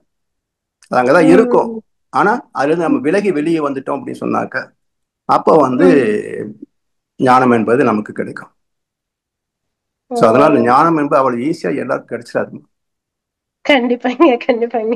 அதான். ஆனா நம்ம இப்ப போடுற மேல் பதிவு நல்ல பதிவுகள்னால வந்து அடுத்த ஜெனரேஷனுக்கு வந்து நல்லது அது கிடைக்கும் இல்லைங்க. நிச்சயமா நிச்சயமா. அது நான் வந்து பெறக்கூடிய அறிவு எல்லாமே இப்போ நான் ஒரு 40 வயசுல வந்தா வச்சுங்களேன். ஆனாலும் இப்ப 14 வயசுல உள்ளவங்க நம்ம விளக்கம் சொல்ல முடியுது இல்ல. கண்டிப்பாங்க. அப்ப அடுத்த தலைமுறைகளை வழிபடுத்துவதற்கு நம்முடைய அனுபவங்கள் துணை செய்யும். கண்டிப்பாங்க கண்டிப்பாங்க. நல்ல. ஆனா நம்ம இப்ப எத்தனாவது தலைமுறையில இருக்கோங்கிறதுக்கு வந்து இந்த கணக்கு தான். விளக்கம் இந்த மனவளக்கலைக்கு கணக்கு வந்துட்டாலே தானே. நிச்சயமா 4ல் இருக்கும். ஞான மார்க்கம் தேட வழி வந்தாவே வந்து அந்த ஆமா 4வதுக்கு மேல போயிட்டோம் அப்படின்னு ஆமா 4 இருக்கு. 4க்கு 4வது அதுக்கு மேல போகணும்னு சொன்னா இதுல நம்ம இந்த அளவுக்கு தெளிவு பெறுகிறோம், பயிற்சியில் விடாம பிடிக்கிறோன்றதை பொறுத்துதான் அடுத்து நம்ம 5ல் இருக்கிறோமா 6ல் இருக்கிறோமான்னு கண்டுபிடிக்க முடியும். இல்லைங்க ஒவ்வொருத்தருக்கும் ஒவ்வொரு குரு இருப்பாருங்க இல்லைங்க. இப்ப எங்க ஜெனரேஷனுக்குள்ளாரியே ஒவ்வொருத்தருக்கும் ஒவ்வொரு குரு குரு பிடிச்சிருப்பாங்க இருப்பாங்க இல்லைங்க. இருப்பாங்க. அதாவது எந்த துறையில் இருந்தாலும் சரிம்மா, யாருக்கும் துன்பம் தராம இருக்கக்கூடிய ஒழுக்கம் இருந்தது சொன்னா அது எந்த மார்க்கமாக இருந்தாலும் நல்லதுதான். கண்டிப்பாங்க. அது வந்து 4க்கு மேல போறவங்களா இருப்பாங்க கண்டிப்பா. ஆமா எங்க ஆமா அது அந்த இதுதான் நம்ம கணக்கு எடுத்துக்கணும். சும்மா நம்ம ஆமா மூதாதையர்கள் கணக்கு வச்சு எல்லாம் நம்ம சொல்ல முடியாது அது இல்லைங்க. சொல்ல முடியாது. ஏன்னா நம்ம எந்த இடத்துல இப்ப வந்து நிக்கிறோம், ஏன் எல்லாரும் வரல சரி யோசிச்சு பாருங்க. இல்ல கண்டிப்பாங்க. 820 கோடி மக்கள் இருக்கிற இந்த உலகத்துல ம் வெறும் 15 20 லட்சம் பேர் தான் நான் மனவளக்கலையில இணைஞ்சிருக்கிறோம். ஆமாங்க. இதுலயும் தெளிவு பெற்றவர்கள் பாத்தீங்கன்னா இன்னும் குறைவா தான் இருக்கும். கண்டிப்பா. அப்ப ஏன் அவங்கள வரல நாம வந்திருக்கிறோம். அப்ப இந்த 7 படித்தளத்துல ஏதோ இடத்துல நம்ம உயர்ந்திருக்கிறோம் என்பதனால தான் இங்க வந்திருக்கிறோம். ஓ. சரிங்களா? இது வந்து இறையினுடைய இதுல கணக்குல இருந்துதான் நம்ம 7 தலைமுறைங்கிறது அப்படிதான் வருமாங்க. ஒரு ஜெனரேஷனுக்குள்ளார வர 7 தலைமுறை எல்லாம் கிடையாது இல்லைங்க. இப்ப இல்ல இல்ல நம்ம ஒரு பாட்டி ஜெனரேஷனுக்குள்ள 7 அப்படி தலைமுறை வராது. ஒரு அப்படிங்களா. பிறப்பு என்று ஒரு ஏன்னா தலைமுறை அப்படிதான் தான். கணக்கு வச்சுட்டு கேட்டேன். சரிங்க. இல்ல ஓகே இல்ல இல்ல ஓகே. அப்படி இல்ல அப்படி இல்ல. இப்ப நான் 5னா 5 தான், 6னா 6 தான். அப்போ 7ல வந்து பியூரிஃபிகேஷன் ஆச்சுன்னா 8வது தலைமுறை வந்து அவதார புருஷராக இருப்பாங்க. அதான் கிருஷ்ண பரமாத்மான்றது வேதத்திரி மகர்ஷி 8வது குழந்தை. கிருஷ்ண பரமாத்மா 8வது குழந்தை. ஏன் சொன்னாங்க அப்படின்னா 8ஆம் பிறப்பு என்பது ஞான பிறப்பு, எந்த பதிவும் அங்க இருக்காதுன்றது. சோ 7வது பிறப்பில வந்து ஞானம் பெற்று விடுவாங்க. அப்ப 8ஆம் பிறப்புல அவதார புருஷனாக இருப்பார்கள் அடுத்த ஒண்ணு வரும்போது. மனதினோட உயர்வு தான் இல்லைங்க. மனதினோட உயர்வு உயர்வு தான் தான் மனிதன் உயர்வே மனிதனின் உயர்வு. மனிதனின் உயர்வு ஆமா கண்டிப்பா. மனதின் உயர்வு என்பது என்ன அப்படின்னா இந்த பந்தம் பற்று பாசம் பொருள் பற்று புலன் பற்று இதெல்லாம் விலகுவதுதான் பக்குவம். கண்டிப்பாங்க. ரொம்ப இருந்து விலகாம இதெல்லாம் வந்து எனக்கு ஞானம் வந்துச்சு அப்படி இருந்துச்சுன்னு எல்லாம் பேசுறது சரியா வராது. ஆமாங்க ஆமாங்க. ரொம்ப சிறப்பா இருந்ததுங்க. நம்ம எங்களுக்கு இந்த ஸ்பீச் சீக்கிரம் முடிஞ்சிச்சோன்ற மாதிரி இருந்தது. இன்னும் கொஞ்ச நேரம் இருக்கு. 1 மணி நேரம் டைமிங் ஆயிடுச்சு. கரெக்டா நான் நீங்க நேரம் முடிச்சீங்க. பார்த்தான் பேசுறேன். இல்ல நல்லா இருந்ததுங்க. இன்னும் கொஞ்ச நேரம் அது கேட்கணுங்கிற ஒரு ஃபீல் இருக்குங்க. நீங்க இதுல அம்மா இப்ப சொன்னாங்க கிருபாநிதி அம்மா வேற இதுல ஜூம்ல இருக்குங்க பேசுறீங்க அப்படின்ட்டு. நீங்க எங்களுக்கு அந்த லிங்க் எப்படிங்க நாங்க இது பண்ண முடியும்? லிங்க் டெய்லி வந்து 3:30 மணிக்கு சிகாகோ பேசிட்டு இருக்கேம்மா. மத்தியானம் 3:30 மணிக்கு. அப்படிங்களா? அதோட ஐடி லிங்க் எப்படி? வந்து 682 ஒரு நிமிஷம். 682 105 682 105 214. 214. பாஸ்வேர்டு வந்து 0. பாஸ்வேர்ட் 0. அது நம்பரே ஓகேங்க. தான் 0. ஆமா, ஓகேங்க, நாங்க ஜாயின் இது பண்றோங்க. Daily 3:30 to 4:30 Chicago. உங்களோட ஸ்பீச் டெய்லி இருக்குங்களாங்க? என்னுடைய ஸ்பீச் தான் டெய்லி சிகாகோல இருக்கும். ஓகேங்க, நன்றிங்க. வாழ்க அப்புறம் வளமுடன். மலேசியாவும் ம். இங்கே கேனடா நிறைய இருக்கும். கேனடா வந்து வாரத்துல 3 நாள் 2 நாள் 3 நாள் இருக்கும் கேனடா. ஓ, அது வேற வேற டைம் இல்லைங்க. நான் ஃபர்ஸ்ட் அது இது வேற ஜாயின் டைம். அது பண்ணிடுறேங்க. காலையில புதன்கிழமை காலையில அல்லது ம். ஞாயிற்றுக்கிழமை நைட்டு. ஓ, சரி சரிங்க. எங்களுக்கு இந்த லிங்க் உங்க ஃபோன் நம்பர் கொடுத்தீங்களா? நாங்க லிங்க் இது பண்ணிப்போம். 98940 98940 30 30 153. 153. இதுல போட்டீங்கன்னா ஓகேங்க. வேதாத்திரி ஆம்னி மேட்ரு வச்ச ஒரு இது இருக்குமா, அதுல போட்டோம்னா உங்களுக்கு வந்து ப்ரோக்ராம் அதுல வரும். சரிங்க, ஓகேங்க, நன்றிங்க. ரொம்ப சிறப்பா இருந்ததுங்க. வாழ்க வளமுடன். நன்றிமா. வாழ்க. வாழ்க வளமுடன். அன்பர்கள் கேள்விகளை சுருக்கமாக கேட்கும்போது அனைவருக்கும் அது பயனுள்ளதாக அமையும் என்பதை அன்புடன் தெரிவித்துக் கொள்கிறோம். அடுத்த அன்பராக கவிதா கோவிந்தராஜன் அம்மா அவர்கள் பேச இருக்கின்றார்கள். வாழ்க வளமுடன் அம்மா. உங்களுக்கு அன்மியூட் கொடுத்துட்டோமா? வாழ்க வளமுடன். ஐயா, குழந்தை பிறக்கும் போதே வந்து விலங்கின குணத்தோட பிறக்குதுன்றீங்க, அப்புறம் எப்படிங்க ஐயா பிறக்கும் போதே விலங்கின குணத்தை வந்து? இல்ல விலங்கின குணத்தோட அப்படின்னா இன்னொருத்தருடைய இதை எடுத்துக்கிறது தான் விலங்குன்னு சொல்றது. விலங்கின குணம்னா அப்படியே இல்லை, கிடையாது. அது எப்படி சாப்பாட்டுக்கு இன்னொரு விலங்கு அடிச்சு கொண்டு சாப்பிட்டதோ அதே போல மனிதனா பிறக்கிற போது நல்லா தான் பிறக்கிறோம். 3 வயசு 4 வயசு குழந்தைகள நல்லா தாம இருக்கும். வளர வளர நாம சொல்லி கொடுக்கறது சமுதாயம் செய்யறதெல்லாம் பாக்குறாங்க. அப்போ இதுதான் எடுத்து வச்சுக்கிட்டா நம்மளது ஒன்றும் தப்பு கிடையாது, இப்படி பண்ண தப்பு கிடையாதுன்னு நினைக்கிறாங்க. இதுவே ஒவ்வொரு நாட்டுக்கும் மாறுபடும், ஒவ்வொரு ஸ்டேட்டுக்கும் மாறுபடும், ஒவ்வொரு இடத்துக்கும் மாறுபடும். இப்ப இதுவே வந்து மேல்நாட்டில் உள்ள குழந்தைகள் பாத்தீங்கன்னா தெருவில் கறக்கிற பொருள் எடுக்க மாட்டாங்க. தட்ஸ் நாட் மைன், அது என்னுடைய பொருள் இல்லை அப்படிம்பாங்க. இதே நம்ம பொதுவான குழந்தைகள் பாத்தீங்கன்னா அடுத்தவங்க கையில இருக்கிறத கூட பிடிங்கிட்டு வந்துருவாங்க இல்லையா? அந்த பொதுவான கலாச்சாரம் ஏன் இருக்குன்னு சொன்னா, இந்த சமுதாயம் வந்து நமக்கு எவ்வளவு சம்பாதிச்சாலும் பத்தாது, இன்னும் கொஞ்சம் வேணும்னு தொடர்ந்து பேப்பர்ல டிவில எல்லாம் பார்த்துட்டே இருக்கிறோம். அப்போ நமக்கு வந்து வசதிகள் வேணும் வேணும்ன்ற ஒரு தாகம் வந்து தீர்வதே கிடையாதுங்க. எவ்வளவு கோடி சம்பாதிச்சாலும் யாருக்கும் நிம்மதியோ நிறைவோ கிடையாது. இன்னும் இன்னும் இன்னும் ஓடிக்கிட்டே இருப்பாங்க.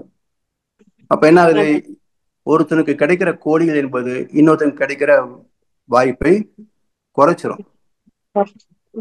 பரித்துண்டு வாழ்ந்தால் கோடீஸ்வரன் ஆகலாம், பகிர்ந்துண்டு வாழ்ந்தால் நல்லவன் ஆகலாம். பகிர்ந்து வாழ்வதற்கு மனசு இடம் கொடுக்கணும். நன்றிங்கய்யா, நன்றிகள்.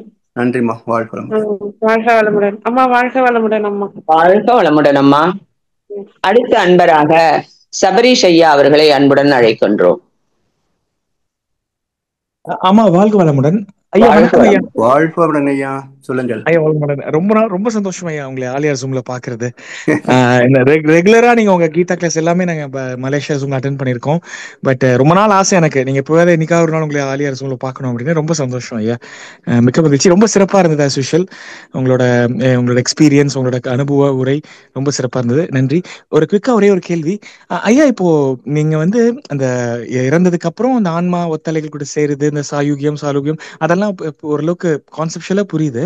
ஆனா இப்போ சித்தர்கள் இல்ல வந்து கொஞ்சம் மகான்கள் அவங்க இறக்கும்போது அவங்கள அப்படியே வச்சு சந்தனம் அந்த மாதிரி நிறைய இதெல்லாம் போட்டு இது பண்ணிடுறாங்க. அங்க வந்து அவங்க ஆன்மா விட்டே போகாதாங்க ஐயா. ஏன்னா எதுக்கு நான் சொல்றேன்னா, நான் நிறைய இடத்துக்கு போயிருக்கேன், நிறைய கோயிலுக்கு மகாநகர்லாம் போயிருக்கேன். பட் ஒரு பர்டிகுலர் இதுக்கு நான் போகும்போது நம்ம கையே ஆட்டோமேட்டிக்கா ஏதோ பிரார்த்தனை பண்ண அந்த கையை அந்த மாதிரி மூவ் ஆகுது. எனக்கு இதுல நம்பிக்கை இல்லை, நான் ட்ரை பண்ணி பார்த்தேன். அதுதான் கேட்டேன், அது எப்படிங்க ஐயா, அதை பத்தி தான் கேட்கலான்னு கேட்டேன். அதாவது சித்தர்கள் ஞானிகள் எல்லாமே அவருடைய அனுபவங்கள் எல்லாம் நமக்கு பயன்படக்கூடிய வகையில இந்த வான்காலத்துல இருக்கும். யார் அவங்களுடைய சிந்தனையை மேற்கொண்டாலும் அவங்க என்ன நினைத்தார்களோ அதே கருத்தை நமக்கு தெளிவைப்பதற்கு உறுதுணையாக இருப்பாங்க. அவங்க இந்த அனுபவங்கள் இங்கே விட்டுட்டு அவங்க சுத்தவழியோட மெர்ஜ் ஆயிடுவாங்க.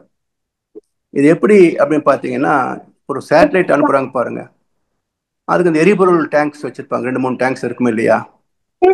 ஒரு டேங்க் காலி ஆச்சுன்னா கழட்டி விட்டுருவோம் இல்லையா? அது போல இந்த 1 to 40 சைக்கிள்ஸ் அப்படின்ற இந்த ஆத்மாவில 14 to 40 இங்க கழட்டுறோம், 13 to 7 இதுல கழட்டுறோம், 3 to 1 மட்டுமே என்னோட மெர்ஜ் ஆகும்.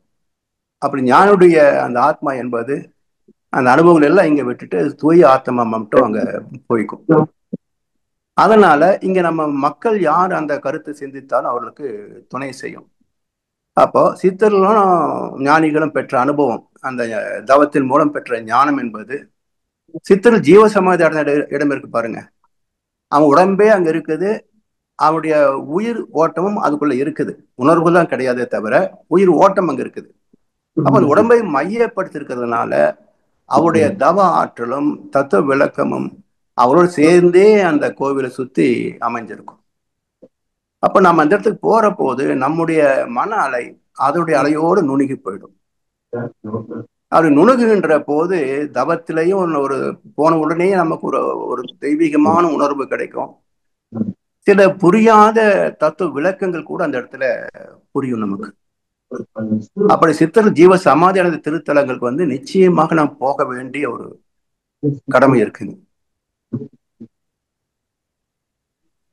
சரிங்களா ஐயா? சரிங்க ஐயா, ரொம்ப சிறப்பான பதில். ஜீவ சமாதி அடைந்த கோயில் போனோம்னா நமக்கு தத்துவ விளக்கத்துல தவத்துல நல்ல அனுபவங்கள் கிடைக்கும். ஒரு நம்முடைய பக்குவத்தையும் கொஞ்சம் மேம்படுத்தும். சரிங்க ஐயா, இந்தியாலதான் ரொம்ப அதிகமா இருக்குங்க ஐயா, மத்த நாட்டுல அவ்வளவா இல்ல.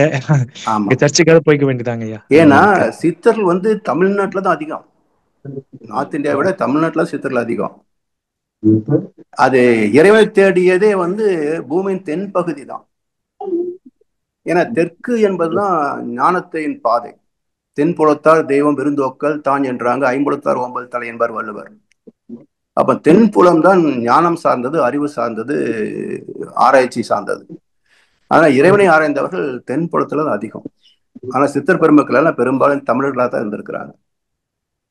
ஆமாங்க ஐயா, கரெக்ட். ரொம்ப சிறப்பு ஐயா, ரொம்ப சிறப்பு. நன்றிம்மா. வாழ்க வளமுடன் ஐயா. அடுத்த அன்பராக கோவிந்தராஜ் ஐயா அவர்களை அன்புடன் அழைக்கின்றோம்.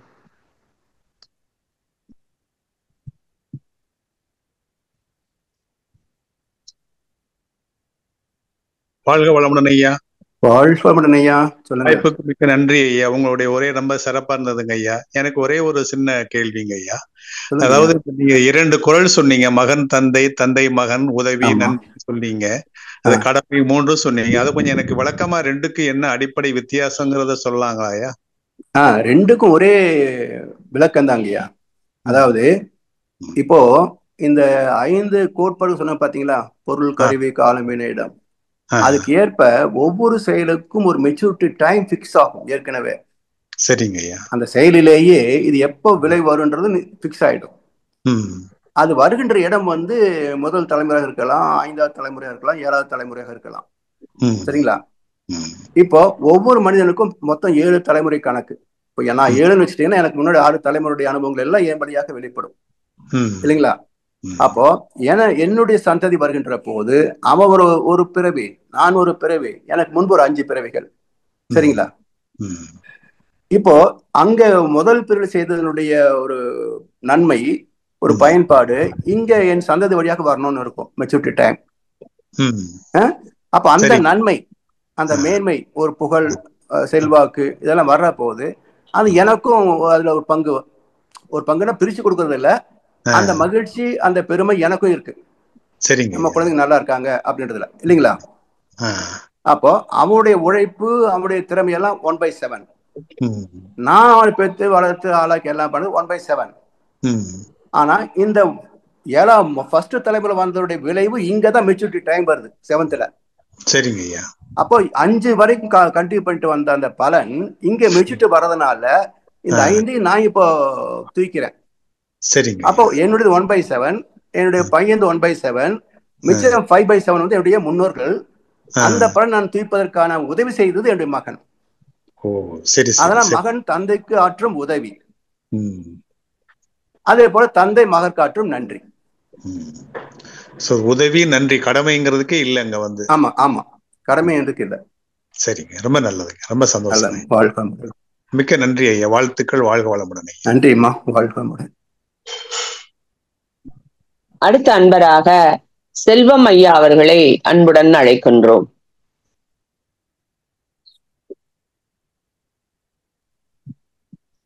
வாழ்க வளமுடன். வாழ்க வளமுடன் ஐயா. ஐயா ரொம்ப நல்லா இருந்தது. எங்க ஸ்பீச் கேட்கறதுக்கு உண்மையிலே டைம் பத்தல ஐயா. இன்னும் நிறைய பேசியிருந்தா நல்லா இருக்கும். அரக்கோணம் ஜோதினர் மனவளை கலை மன்றத்துல TKP செல்வம் பேசுறேன். நான் துணை பேசிட்டா இருக்கேன். நீங்க ஒவ்வொரு வார்த்தையும் மாணவர்களுக்கு எடுத்து சொல்லக்கூடிய சக்தி எங்களுக்கு கிடைச்சது ஐயா. மகிழ்ச்சியினுடைய வார்த்தைகள் ஒவ்வொன்றும் அருமையா புரியுற மாதிரி தெளிவா வச்சிங்க. எத்தனை ஜென்மன்றது எல்லாமே விஷயம், மக்கள் எப்படி கருமையத்தினுடைய அந்த இது போகாது, அது எத்தனை பிறவித்தோடனுடைய கருமையனுடைய எண்ணங்கள் அதுல இருக்குதுன்னா அது எப்படி முடியும்? தவத்தினால மட்டும்தான் 7 பிறவி போகணும்னு அவ்வளவு அருமையா சொன்னீங்க ஐயா. ரொம்ப நல்ல திருப்தியா இருக்குது, ரொம்ப நல்லா இருக்குது, எந்த சந்தேகம் இல்லை ஐயா. நீங்க பேசின பேச்சுங்களே எங்களுக்கு ரொம்ப நல்ல விளக்கமா அருமையா இருந்தது. புட்டு ஒவ்வொன்றும் தனித்தனியா சொல்லி அருமையா நடத்தினீங்க. நன்றிங்க ஐயா. வாழ்க மகிழ்ச்சி, வாழ்க வளமுடன். நல்லா இருந்ததுயா. நன்றிம்மா. நன்றிங்க. நன்றிம்மா, வாழ்க வளமுடன். வாழ்க வளமுடன். வாழ்க வளமுடன். அடுத்த அன்பராக கேலக்ஸி M14 5G என்பவர் பெயரை சொல்லிட்டு ஐயாட்ட நீங்க பேசுங்க ஐயா. வாழ்க வளமுடன்மா. ஒசூர்ல ஜெயக்குமாரி பேசுறேன். வாழ்க வளமுடன். வாழ்க வளமுடன்மா. ரொம்ப சிறப்பான விளக்கம் ஐயா. அதாவது இப்போ பிறப்பு பத்தி நல்லா சொன்னீங்க. எத்தனை 7 பிறவியில நம்ம எதை எப்படி தெரிஞ்சுக்கிறதுன்றதையும் தெளிவா ஒரு அன்பருக்கு பதில் சொன்னீங்க. ரொம்ப சிறப்புங்க. இதெல்லாம் வந்து புதுசா இருக்கு. இப்போ அது கருத்துக்கள் நம்ம இந்த அளவுக்கு மனித வாழ்க்கை இருக்கு என்பதை நம்மளால உணர முடியுது. அது மாதிரி நம்ம வந்து கர்மா தான் நம்மளே ஆட்டி வைக்குது. கடவுளோட தன்மை வந்து அன்பும் கருணையும் தான் விளக்குனீங்க. ரொம்ப சிறப்புங்க. ஆனா வந்து மக்கள் அப்படி நினைச்சு வாழலன்ற நிலையில தான் உலகம் போயிட்டு இருக்கு இல்லைங்களா? கடவுள்கிட்ட போயிட்டா நம்ம அவங்க கிட்ட சொல்லிட்டு வந்துட்டா நம்ம பிரச்சனை தீந்துரும், இல்ல நம்ம வந்து இதை வேண்டுதல் வச்சா அது நிறைவேறும்ன்ற நிலையில தான் மனிதர்கள் வாழ்ந்துட்டு இருக்காங்க. அது ஒண்ணு. இன்னொன்னு பாத்தீங்கன்னா, இப்போ பிறவி இந்த கர்மா வினை தீர்ந்த உடனே உயிர் பிரிஞ்சிருதுன்றாங்க. அது உண்மைங்களா ஐயா? பதிவு இருக்கிற வரைக்கும் தான் அவங்க இருப்பாங்க, பதிவு கழிஞ்ச உடனே அவங்க இறந்துருவாங்கன்றாங்க சொல்றாங்க. அது வந்து பதிவு கழிந்த பிறகுன்னு சொன்னா அப்ப பிறக்கிறது எல்லாமே சுத்தமா இருக்கணும், வான்காந்தம் சுத்தமா இருக்கும் இல்லையா? அப்படி வான்காந்தம் இல்லையே. இப்போ சயின்டிபிக்கலாவும் பாத்தீங்கன்னா டாக்டர் புரூஸ் ஹெரால்ட் ஒரு உயிரியல் விஞ்ஞானி, அவர் என்ன சொல்றாருன்னா, நம்முடைய பூமியின் காந்த களத்துல நிறைய அனுபவங்கள் இருக்குது, முன்னாடி சேர்த்து போன அனுபவம் எல்லாம் அங்க இருக்கு, அதுதான் நம்ம கிட்ட வந்து என்னமா வருதுன்னு அவர் சொல்றாரு. மகர்ஷி என்ன சொல்றாங்கன்னு சொன்னா, நம்ம இடத்துல இருக்குது, இங்க இருந்தா ஒரு எண்ணம் வெளிப்படுது, அந்த வெளிப்படுகின்ற எண்ணத்துக்கு வலு சேர்க்கிறது இந்த பூமியின் காந்த களத்தில் உள்ள செத்து போனவங்களுடைய அனுபவங்கள் அப்படின்பாரு. ஸோ சயின்ஸ் வந்து கொஞ்சம் பெறலாம், ஆனா தத்துவம் பெறலாது. அப்ப மகிழ்ச்சி சொன்னது போல நாம தான் ஒரு எண்ணத்தை ஏற்படுத்துறோம், ஒரு ஆசை தோணுது, ஒரு கோபம் வருது, கோபம் வந்தவுடனே ஆத்திரமா மாறுது பாருங்க இல்லையா? வரும்போது கோபம் சிறுசா தான் வருது, அடுத்த செகண்ட் ஆத்திரமா மாறுது. அப்ப என்ன அர்த்தம்?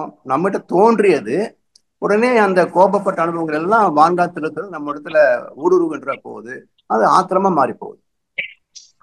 அப்போ அது வந்து அக்ரிகேஷன், அந்த திணிப்படுத்துறது வந்து வான்காத்தினுடைய முன்னோருடைய அனுபவங்கள். ஆனா எதுவுமே வந்து விளைப்பது தீர்ந்து போறது இல்ல, நம்ம என்னைக்கு சாகணும்ன்றது அந்த கணக்கு இருக்கோ அந்த நேரத்துக்கு போறோம். அதுக்கு பிறகும் பதிவுகள் உண்டு, மிச்சம் உண்டு. அதுக்கு தகுந்த போலதான் இடம் சாலோக்கியம், சாமியம், சாரோக்கியம், சாகிச்சம் 4 நிலை இல்லையா? இந்த 4 நிலைகளும் மிச்சமுள்ள வினைப்பதிவின் அடிப்படையில தான் அந்த உயரத்துல செட் ஆகும். சரிங்களா? சரிங்க. ரொம்ப சிறப்பான விளக்கம் ஐயா. வாழ்க நன்றிம்மா. வளமுடன். வாழ்க. நன்றிங்க. அடுத்த அன்பராக அருட்காந்த செல்வி அம்மா அவர்களை அன்புடன் அழைக்கின்றோம். அருட்காந்த செல்வி அம்மா.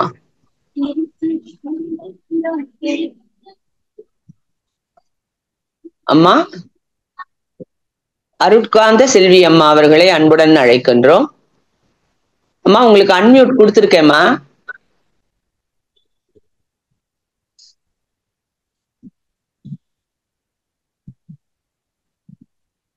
ஐயா வாழ்க வளமுடன் ஐயா.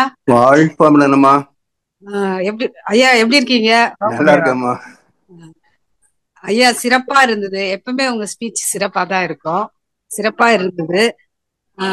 எல்லாரும் தலைப்பு சூப்பரா இருக்குது ஐயா. தலைப்பே டைட்டிலே சூப்பரா இருக்கு. அதுக்கப்புறம் எல்லாரும் ஒரு பக்கத்தை பார்த்துட்டு இருக்கும் போது நீங்க அதனுடைய மறுபக்கத்தை சொல்றது உங்க ஸ்பீச்ல எப்பவுமே பார்க்க முடியுது ஐயா. அது இருக்கு. அதுக்கப்புறம் இப்ப நீங்க ஃபர்ஸ்ட் உயிர் தோன்றினது சொன்னீங்க இல்லையா? அப்ப அந்த பஞ்சபூதங்களின் விகிதாச்சாரத்துல சொன்னீங்களா? அது கொஞ்சம் சொல்லுங்க ஐயா. அதாவது இப்போ 2 பஞ்சபூதங்களை தான் நம்ம கம்பேர் பண்றோமா. அணு சேர்க்கையும் காற்றும் வெப்பம் சொல்ல முடியாது. தண்ணியும் மண்ணு தான் நமக்கு தெரிந்த கணக்கு. இப்ப நாம ஒரு 60-70 எல்லாம் 100க்கு 25% மண், 75% தண்ணின்னு படித்தோம். மகர்ஷியுடைய தத்துவ இந்த பஞ்சபூத தவத்துல பார்த்தீங்கன்னா 28 பகுதி நிலம் அப்படிம்பாங்க. இன்னைக்கு சயின்ஸ்ல பார்க்கறப்போ 30-31% நிலம் அப்படின்றாங்க. அப்படின்னா இந்த கடல் நீர் மண்ணாக மாறிக்கொண்டே இருக்கிறது தொடர்ந்து. அப்போ இந்த பயணத்துல ஏதோ ஒரு காலகட்டத்துல ஏற்பட்ட ஒரு விகிதாச்சாரம், அணுக்களுக்கும் காற்று, நெருப்பு, நீர், நிலம் என்ற இந்த பஞ்சபூதங்களில ஏற்பட்ட ஒரு குறிப்பிட்ட ஒரு ரேஷியோ, இத்தனை தண்ணி, இத்தனை நெருப்பு, இத்தனை மண் அப்படின்ற ஒரு ரேஷியோ, அது அமைந்த காலகட்டத்துல தான் ஜீவன் உருவாகி இருக்கும். அந்த காலகட்டத்திற்கு தெய்வீக விகிதாச்சாரம் அப்படின்னு பேர் வச்சிருக்காங்க மகர்ஷி. சரிங்களாம்மா? அம்மா கேட்கலா? ஐயா அவங்க மியூட் ஆயிட்டாங்க ஐயா. Okay okay. அவங்க சிக்னல் சரியா கிடைக்கலன்னு நினைக்கிறேம்மா. சரிங்க ஐயா.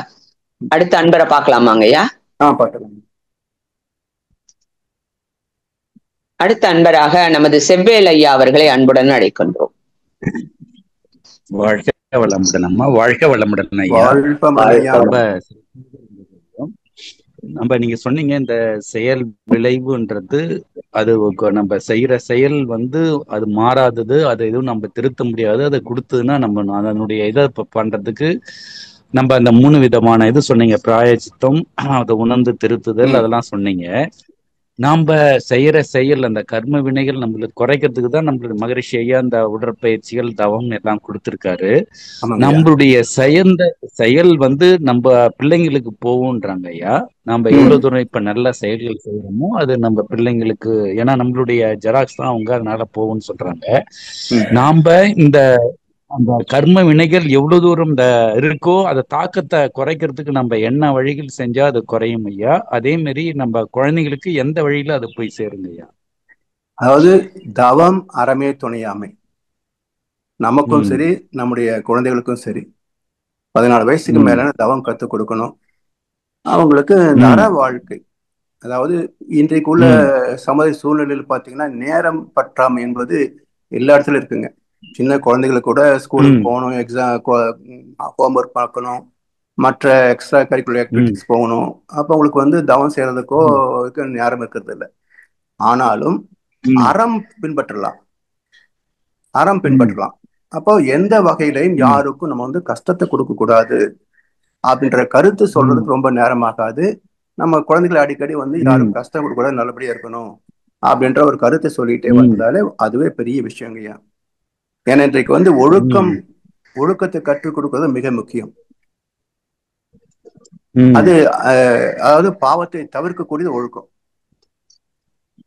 வந்துருச்சுன்னா ஏன்னா யாருக்கும் நம்ம துன்பம் கொடுக்க மாட்டோம். அப்ப என்னாச்சு, புதிய பாவத்தை சேர்க்கல. உள்ள பதிவுகள் அந்தந்த மெச்சூரிட்டி டைம்ல வரத்தான் செய்யும். சரிங்களா? ம். அதை ஏத்துக்கிறதுக்கு தவம் சரிங்க வேணும். ஐயா. அதை ஏத்துக்கு தவம் வேணும். ம். அப்போ நாமும் தவத்துல ம். வந்து நல்ல ஒரு ஆழ்ந்து போகக்கூடிய வகையில தினசரி கடமைகளை நம்முடைய ம். பந்தம் பற்று பாசத்தெல்லாம் ஓரளவுக்கு ரெகுலேட் பண்ணிக்கணும். ரொம்ப நம்ம இல்லைன்னா எதுவுமே நடக்காதுன்னு நினைச்சுக்கிட்டு ரொம்ப உள்ள போறது வந்து அந்த பற்று என்பது ம். நமக்கு வந்து தவத்துக்கு போக விடாது. ம். சரிங்களா? அதனால பதில் சரிங்க சொல்ற ஐயா. மாதிரி உடல், அதாவது உடல் அளவில தொடர்பு, மன அளவிலே துறவு. ம். ஏன்னா குடும்பத்தை விட்டு ஓட வேண்டிய அவசியம் இல்லை என்பதுதான் உண்மையான கான்செப்ட். மகிழ்ச்சி சொல்ற கான்செப்ட் உண்மையானது அதுதான். குடும்பத்திட்டு ம். ஓடுறதெல்லாம் வந்து அது வேறு மாதிரியான துறவு. ஸோ நாம குடும்பத்தில் இருந்துகிட்டே செய்யறதுனால அப்ப மனதளவிலே நம்ம கடமை செய்யறோம், அவ்வளவுதான். இல்லைன்னா குடும்பத்தை இப்படி போயிடும் அப்படி போயிடும், இருக்கிறனால நீங்க நல்லா இருக்கிறீங்க, அந்த எண்ணத்துல விட்டுறணும். சரிங்களா? நம்முடைய கடமை சரிங்க. இந்த குடும்பத்தை பார்த்துக்கிறது, குழந்தை வளர்க்கறதெல்லாம் நம்முடைய கடமையா இருக்குது. அதை நம்ம செய்யறோம், அவ்வளவுதான். அதே போல குழந்தைகள் அவங்க வந்து பெருசாகிற போது அவங்க அவங்களுடைய கடமையை செய்வாங்க. அப்படி ஒரு ம். கர்ம யோகமா குழந்தைகளை வளர்த்தால் அந்த குழந்தைகளும் கடைசி ம். வரைக்கும் நம்மளை பார்த்துக்குவாங்க. நாம வந்து குழந்தைகிட்ட எதிர்பார்த்து வச்சுக்கலேன், இவன் பெருசாகி நம்மளை காப்பாத்துவான், ம். நம்மளை பார்த்துக்குவான், அப்படி செய்வான் இப்படி செய்வான் எதிர்பார்த்தோம்னா அவனும் எதிர்பார்ப்பான். இதை வச்சுக்கிட்டு என்ன பண்றது, வெட்டி செலவு ம். தானே, மெடிக்கல் செலவு, ம். சாப்பாடு செலவு, ம். அப்படி அவன் கணக்கு பார்ப்பான். அதனால ம். குழந்தையை வளர்ப்பதிலேயே ஒரு கர்ம யோகம் இருக்கணும். என் கடமை வளர்ப்பு, ம். அவ்வளவுதான். அந்த உணர்வு சரி. அவங்ககிட்டயும் இருக்கும். அது வெளிப்படும் போது கடைசி வரை நம்மளையும் பார்த்துப்பாங்க. ஆ. சரிங்களா ஐயா? சரிங்க ஐயா. ம். சரிங்க ஐயா. அதே மாதிரிங்க ஐயா, நீங்க இப்ப நம்ம நம்ம இந்த கர்ம வினைகள் நம்ம எவ்வளவு தாக்கம் இருக்குன்னு நீங்க சொல்றீங்க. இந்த மாதிரி தவம் எல்லாம் அரசங்கி பண்ணி நம்ம முடிச்சுக்கிறோம்னு சொல்றோம். ம். இருந்தாலும் சிலது வந்து நம்ம அந்த கர்ம வினைகள் நம்மள எழுந்திருக்க முடியாத அளவுக்கு தாக்கத்தை கொடுக்குள்ள அதை ஏத்துக்கிட்டு தான் செய்யணுங்களா ஐயா? வேற அதை வழியே இல்லைங்க. குறைக்கிறதுக்கு நம்ம என்ன வழிகள்? அதாவது இப்ப நம்ம சமுதாயத்துல வந்து ஒரு நோய் வந்து வச்சுக்கலேன், இது கண்ம நோயாக இருக்கலாம். அதுக்கு மருத்துவ கரெக்ட். துறைன்னு ஒண்ணு இருக்கு. அப்ப அங்க போய் மருந்து ம். சாப்பிட்டோம்னா அது கொஞ்சம் வேகம் குறையலாம், குணமாகலாம், தவிர்த்துக்கிறோம். இல்ல ஏதோ ஒரு சிக்கல் ம். வருது, அதுக்கு நண்பர்கள் இருக்கிறாங்க, உறவு ம். நட்பு இருக்குது, இல்ல ஒரு ம். நீதிமன்றம் அப்படி எல்லாம் இருக்குது. அதன் மூலமா அந்த ம். துன்பத்தை நீக்க முடியுமா? நீக்கிக்கலாம். இந்த ம். எந்த வகையில நீங்காததும் இருக்கு. ஆ. உண்மையே நூல் பல கற்பினும் மற்றும் தன் உண்மை அறிவே மிகும். அது அனுபவிக்க வழியே கிடையாது. ஆ. அப்ப அதுக்கான மனோ திடம் யார் கொடுப்பாங்க? அதுதான் தவம். தவம் தான். தவம் தான். உண்மைதான். மெடிடேஷன் மேக்ஸ் த உண்மை. Mind receptive to reality. யதார்த்த வாழ்க்கையை ஏற்றுக்கொள்ளக்கூடிய மன உறுதியை, மன பக்குவத்தை தருவது தவம். சரிங்களா ஐயா? உண்மைங்க ஐயா, உண்மை. சரிங்க ஐயா, சரிங்க. ரொம்ப சிறப்பா அதான் இருந்தது. கண்ணன் சொன்ன ரொம்ப மாதிரி வந்த சிறப்புங்க. துன்பம் வாழ்க்கை. எதுவென்றாலும் வாடின்றால் ஓடுவதில்லை, இல்லைங்களா? எதையும் ஆமாங்க தாங்கும் ஐயா. இதயம் இருந்தால் இறுதி வரைக்கும் அமைதி இருக்கும். உண்மையா. ரொம்ப சிறப்பு. ரொம்ப நல்லது ஐயா. ரொம்ப சிறப்பு. வாழ்க வளமுடன். நன்றி ஐயா. வாழ்க வாழ்க வளமுடன். வளமுடன். வாழ்க வளமுடன். வாழ்க வளமுடன் ஐயா. அடுத்ததாக சுசித்ரா அம்மாவை அன்புடன் அழைக்கின்றோம். சுசித்ரா அம்மா, அன்மியூட் கொடுத்துருக்கோமா? வாழ்க வளமுடன்ங்க ஐயா. வாழ்க வளமுடன் அம்மா. எப்படி இருக்கீங்க ஐயா? நல்லா இருக்கம்மா, சொல்லுங்க. சிறப்பா இருக்குங்க ஐயா, உங்களோட ஸ்பீச் ரொம்ப சிறப்பா இருக்கு. ஐயா, அந்த ஆதாம் ஏவாள் ஈகோ பிளஸ் அறிவு அது சொன்னீங்களா, அது கொஞ்சம் இன்னும் கொஞ்சம் கிளியரன்ஸ். இது வந்து நீங்க கந்த புராணத்திலையும் சரி, ராமாயணத்துல சரி, 4 கதாபாத்திரங்கள் வரும். அதாவது ராவணன், கும்பகர்ணன், விபீஷணன், சூர்பனகை வரும். இது யாருக்கு 4 பேர் பிறந்தவங்க பாத்தீங்கன்னா, ஒரு அரக்கிக்கும் ஒரு ஞானிக்கும் பிறந்த 4 பேர். அப்போ அந்த ஞானி இந்த அரக்கியோட அழகில மயங்கி இணைந்து பெற்ற குழந்தைகள். சரிங்களா? இந்த அரக்கியாக இருந்தாலும் அவங்களுக்குள்ளயும் அறிவு இருக்கு இல்லையா? சோ தன்னை அந்த ஆணவம் அடங்கிய நிலையில அறிவு உச்சத்துல நிற்கும். அப்படி இந்த ஞானியின் அறிவும் இந்த அரக்கியினுடைய ஆணவத்தன்மையும் சேர்ந்த போது கும்பகர்ணன், இவருடைய ஆணவம் ரெண்டும் சேர போது ராவணன். இப்ப இவ்வளவுக்குள்ள இருக்கின்ற அறிவும் இந்த ஞானின் அறிவும் இணைகின்ற போது விபீஷணன். இந்த ஞானிக்கு ஞானம் இருந்தாலும் அந்த அறைக்குடைய இயல்பு என்ன? ஆசைகள். அப்ப இருவரும் சேர்ந்த போது சூர்பனகை, ஆசையின் பிம்பமாக சூர்பனகை பிறக்கிறார். அப்ப ஒரே தம்பதிகள் அவர் 2 பேருடைய மனனுடைய நிலைகளுக்கு தகுந்தாற் போல அந்த 2ம் சேர்ந்து 4 வகையான பிறப்புகளை தருது. ஒன்று ஆணவம் பிளஸ் ஆணவம், அடுத்தது ஆணவம் பிளஸ் அறிவு, இன்னொன்று அறிவு பிளஸ் அறிவு, இன்னொன்று அறிவு பிளஸ் ஆசைகள். ஓ சரிங்கய்யா. அப்படி 4 வகை வருது. அதே போல பைபிள் என்ன சொல்றாங்க அப்படின்னா, அப்பதான் முதலாக ஆதாம் ஏவாளை அறிகிறான். அப்போ அறிவும் ஏன்னா அது வரைக்கும் அவங்க எந்த அனுபவத்தையும் பெறல. தூய்மையான பஞ்சபோத நிலையில இருக்கிற தூய்மையான ஏடன் தோட்டத்தில் இருக்கிறாங்க. அப்ப முதல் முறையாக ஏற்பட்டதுனால இந்த அறிவும் அந்த அறிவும் சேர்ந்து ஒரு நல்ல அறிவை மகனாக பெற்றது. அப்ப மகன் ஆண் என்ற சொல்லுக்கு பேர் அறிவு என்ற அர்த்தம். பெண் என்ற சொல்லுக்கு சக்தின்னு அர்த்தம். ஆண் உயர்ந்தவனோ பெண் தாழ்ந்தோல கிடையாது. ஆண்மை என்ற சொல்லுக்கு பொருள் அறிவு, பெண்மை என்ற சொல்லுக்கு பொருள் சக்தி. சரிங்கய்யா. இப்போ இதன் அடிப்படையில தானங்க இப்போ நம்மளுக்கு குழந்தைங்க இருக்கும்போது கூட ஒவ்வொரு குழந்தை ஒவ்வொரு மாதிரி தானங்கய்யா இருக்கு. ஒண்ணு நல்லா பக்தி மார்க்கத்துல போகுது, இதே பிரின்சிபிள் தான். சில சமயத்துல வந்து 2 பேருடைய உணர்வுகளும் அடங்கி இருக்கிற போது நல்ல குழந்தைகளா பிறக்கும். சில பதிவுகள் வந்து எழுச்சி பெற்ற பதிவுல சில வந்து கெட்டது அது இருக்கு, அந்த பக்கம் நல்லது இருக்குன்னு சொன்னா 2 சேர்ந்து அடுத்த நிலை பிறக்கும். நீங்க கவனிச்சு பாருங்கம்மா. இப்போ கணவன் மனைவி 2 பேர் ஃபேமிலி இருக்கு வச்சுங்களேன், நல்ல ஒரு இணைப்பு சேருதுன்னு சொன்னா இந்த பக்கம் பாத்தீங்கன்னாலும் ஒருத்தர் நல்லா இருப்பாங்க, மத்தவங்க எல்லாம் சரியா இருந்திருக்க மாட்டாங்க. மனைவி பக்கம் பார்த்தா ஒருத்தர் நல்லா இருப்பாங்க, மத்தவங்க சரியா இருந்திருக்க மாட்டாங்க. அப்ப என்ன அர்த்தம்? இவங்களுடைய தாய் தந்தைக்கு புண்ணியப்பு இருந்த நேரத்துல இவர் பிறக்கிறார், அவங்க தாய் தந்தைக்கு புண்ணியப்பு இருக்கிற நேரத்துல அந்த அம்மா பிறந்திருக்கிறாங்க.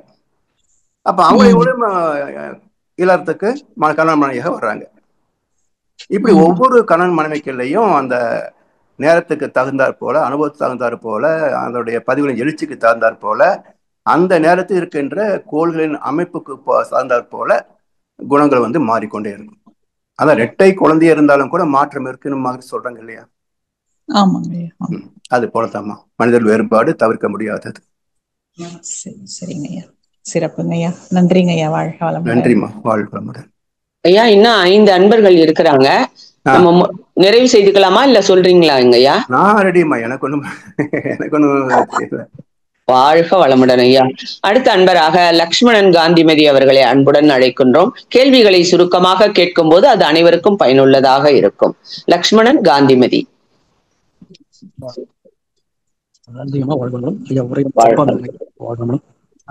ஐயா ஒரு 2 கேள்விங்க ஐயா.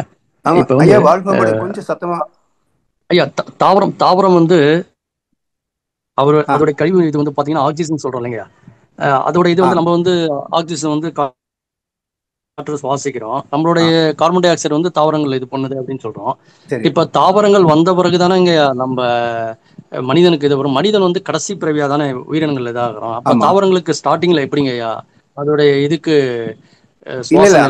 கிடைச்சிருக்கும் கார்பன் டை ஆக்சைடு? கழிவு இன்னொன்றுக்கு உயிராக மாறும். இப்போ நமக்கு தேவையில்லாத கழிவுகள் எல்லாம் வந்து போடுற உரமா மாறுது.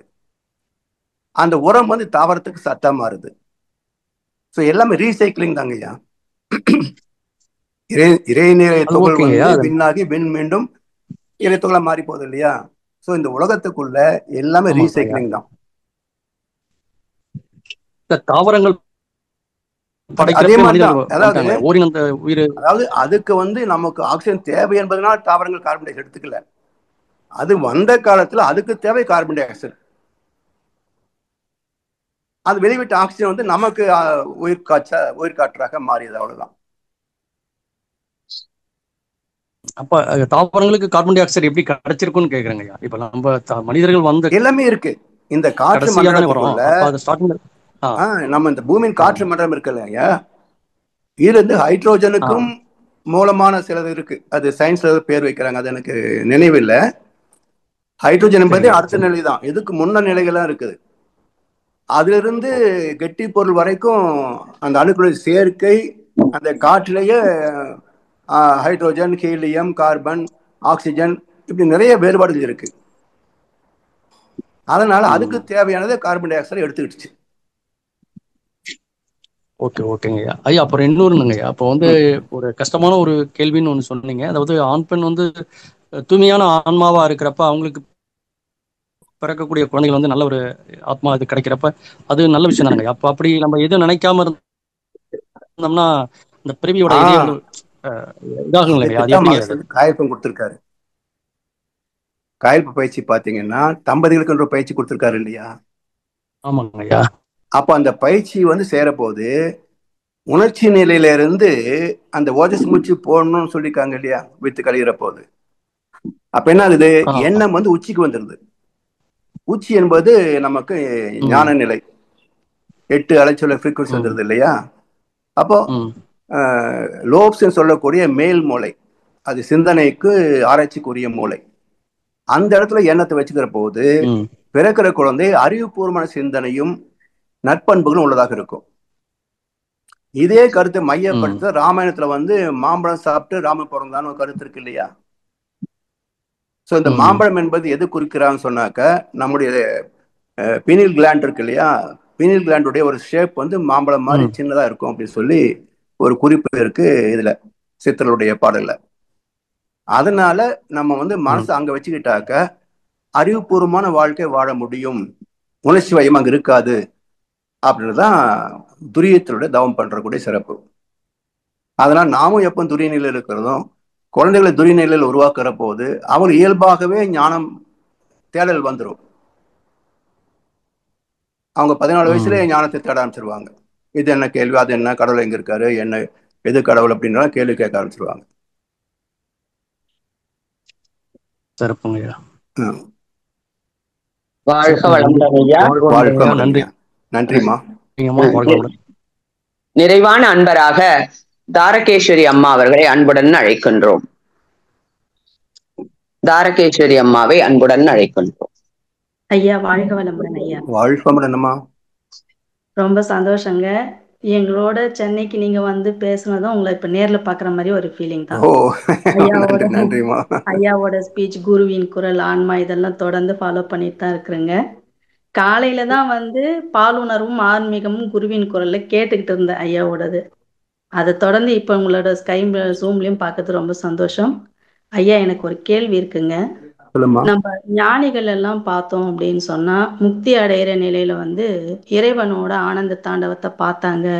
அதாவது திருநாவுக்கரசர், அப்புறம் காரைக்கால் அம்மையார் வந்து தன்னோட சதைகள் எல்லாம் விடுத்து எலும்பாகவே இமயமலைக்கு போகும்போது அங்க ஆண்டவனோட பார்க்க சொல்லி கேட்குறாங்க. அப்புறம் அகத்தியர் வந்து மீனாட்சி திருமணத்தின் போது தென் திசையை சமப்படுத்தும் போது இறைவன் வந்து அவங்களுக்கு காட்சி கொடுத்து அந்த ஆனந்த நடனத்தை காண்பிச்சார் அப்படின்னுட்டு. மகரிஷியும் வந்து தன்னோட கவியில வந்து திருவருளின் நடனம் காண்பார் அப்படின்னு சொல்லியிருக்கிறாங்க. அப்புறம் நான் அகத்தே காணுகின்றேன் நடனம் ஆடும் காட்சியை, இதெல்லாம் வந்து எதை குறிக்குதுங்க ஐயா? அதாவது இயற்கையின் நிகழ்வுகள். இப்போ ஞானிகளுடைய வரலாறு பார்த்தீங்கன்னா திருத்தொண்டர் புராணம், பெரிய புராணம் பேசுறோம் இல்லையா? 63 நாயன்மார்களுடைய வரலாறு பத்தி பேசியிருப்பாங்க. இது பார்க்கறப்ப சேக்கிலார் பெருமான் வந்து அவங்க எங்கெங்க வாழ்ந்தாங்களோ அந்தந்த ஊர்களுக்கு 63 ஊர்களுக்கு போய் அவங்கள பற்றி விசாரிச்சு எழுதினார். சரிங்களா? இப்ப இது அப்படியே இன்றைய சூழ்நிலைக்கு நீங்க நினைச்சு பாருங்க. யார் ஒருத்தர் நம்ம கிட்ட வர்றாங்க, இன்டர்வியூ கேட்கறாங்க, உங்க ஊர்ல ஒருத்தர் வந்தாராம, அவரை பத்தி நீங்க என்ன நினைக்கிறீங்க, உங்களுக்கு என்ன தெரியும் சொல்லுங்க அப்படின்னா நாம சொல்றதுல எத்தனை உண்மை இருக்கும், எத்தனை அறியாமை இருக்கும்? ஆமாங்க. அப்போ ஏற்று எழுதப்பட்ட தகவல்கள் எல்லாமே 100க்கு 100 சரின்னு சொல்ல முடியாது. சரிங்களா? அதே போல சித்தருடைய குறிப்பை பத்தி நிறைய பேசுவாங்க. எந்த சித்தரும் தன் வாழ்க்கையை பத்தி எழுதி வைக்கவே இல்லை. ஆமாங்க. யாரும் வந்து அவங்க சித்தம் போக்கு சிவம் போக்கும்பாங்க. அவங்க சரித்திரம் எழுதணும், நம்முடைய பெருமைகள் எல்லாம் பேசணுன்றது சித்தர்கள் அவசியமே கிடையாது. ஸோ அவங்க எல்லாம் எழுதவே கிடையாது. பின்னாடி யாரோ வந்து ஒரு கதை எழுத ஆரம்பிக்கிறாங்க, அவ்வளவுதான். இது போல இந்த பக்தி மார்க்க கதைகள் எல்லாமே இது கேட்டு எழுதப்பட்டதுன்னா ஆல்மோஸ்ட் இதுவா இருக்கும். இன்னொரு வகை என்னன்னா, நீங்க சொன்னது போல நான் வந்து இறைவனுடைய திருநடத்தை பார்த்தேன், முருகன் வந்து கனவுல வந்தாரு அப்படி நினைக்கும் போதெல்லாம் முருகன் வந்து நேரம் நிற்பாரு அப்படிங்க இல்லையா? இதுக்கு என்ன காரணம் அப்படின்னா, இது மைண்ட் கேம் சொல்லுவாங்க, மனதின் ஒரு விளையாட்டு. அது எப்படி விளையாடுதுன்னு பாருங்களேன். இப்போ ஒரு லேசான இருட்டு, சாயந்தர நேரம், விளக்கு இல்லை, போயிட்டு இருக்கும் போது கால் ஏதோ மெதுன்னு படுது. உடனே நமக்கு என்ன எண்ணம் வருதுங்க? ஓ, பாம்பா இருக்குமோ அப்படின்னு பயந்து விளக்க ஆரம்பிச்சோம். உத்து பார்க்குறோம், அப்படியே நெளிய மாதிரி இருக்கும், படம் எடுக்கிற மாதிரிலாம் இருக்கும். இப்போ பயந்து சத்தம் போடுற போது பக்கத்துல யாராவது கம்பு எடுத்துக்கிட்டு ஒரு விளக்கு எடுத்துட்டு வந்து பார்த்தா அங்க வெறும் கயிறு தான் நிற்கும். இப்போ கயிறு நெளியுமா, படம் எடுக்குமா? ஆனா பார்த்துமே இல்லையா? ஆமாங்க. எப்படி கனவு காண்றோம், கனவுல எத்தனையோ நடக்குது, அது உண்மையா? இல்லை. அது போல இதெல்லாம் ஒரு மைண்ட் கேம். நான் முருகன் இப்படி இருப்பாரு, இப்படி நான் பார்க்கறேன் அப்படின்னு நினைக்கிற போது அதுவாகவே அவங்களுடைய மனசுல ஒரு உருவம் தோணுது. அது உண்மையா இருக்க முடியும் வேணும் அவசியம் இருக்காது. ஸோ அது என்ன, அது எழுதி வைக்கிற போது என்ன ஆகுது? ஓ, இப்படி எல்லாம் அவர் பார்த்தாரு, அப்படித்தான் இருக்கும் அப்படி இவங்க நம்ப ஆரம்பிக்கிறாங்க. இது ஒரு கற்பனை நம்பிக்கையை தவிர அது நிஜம் இல்லை. இப்ப மனுஷனுடைய திருநடம் என்பது என்னன்னு பாத்தீங்கன்னா, இந்த உலகத்துல இந்த ஒண்ணும் இல்லை, இந்த சன் ஃபேமிலி எடுத்துக்கீங்களா, சூரிய குடும்பம், ஒவ்வொரு கோள் என்ன வேகத்தில் ஓடிட்டு இருக்கு இல்லைங்களா? புதன் கோள் பாத்தீங்கன்னா பச்சை நிறமா ஒரு பக்கம் தெரியுது, ஒரு பக்கம் கருப்பா தெரியுது. சுக்கிரன் பார்த்தா சூரியனை நோக்கி இருக்கிற பகுதி பால் நிறமா இருக்குது, இன்னொரு பகுதி கருப்பா இருக்குது. இதெல்லாம் அகக்காட்சியா பார்க்கறப்போ எவ்வளவு ஆனந்தமா இருக்கும். அப்போ உன்னுடைய எல்லா காட்சிகளையும் திருநடன காட்சியாக நான் பார்க்கிறேன் என்று மகரிஷி வந்து அது ஒரு பேரின்ப கழிப்பாக சொல்லியிருக்கிறார். சோ மகரிஷி சொன்னதெல்லாம் இயற்கை நிகழ்வுகள், பக்தியில் சொல்லப்பட்டதெல்லாம் கற்பனை கதைகள். சரிங்க சரிங்க, ரொம்ப நன்றிங்க, ரொம்ப அழகான. வாழ்க வளமுடன். வாழ்க வளமுடன் ஐயா. நிகழ்ச்சியை நிறைவு செய்துக்கலாங்களா ஐயா? செய்துக்கலாமா? வாழ்க வளமுடன். எல்லோருக்கும் நன்றி. வாழ்க வளமுடன் ஐயா. உங்களுக்கும் ஒரு சிறப்பான நன்றிமா. வாழ்க வளமுடன் ஐயா. மிக்க நன்றிகள் ஐயா. வாழ்க வளமுடன். நம் கடமை அறவாழ்வின் நாட்டத்தை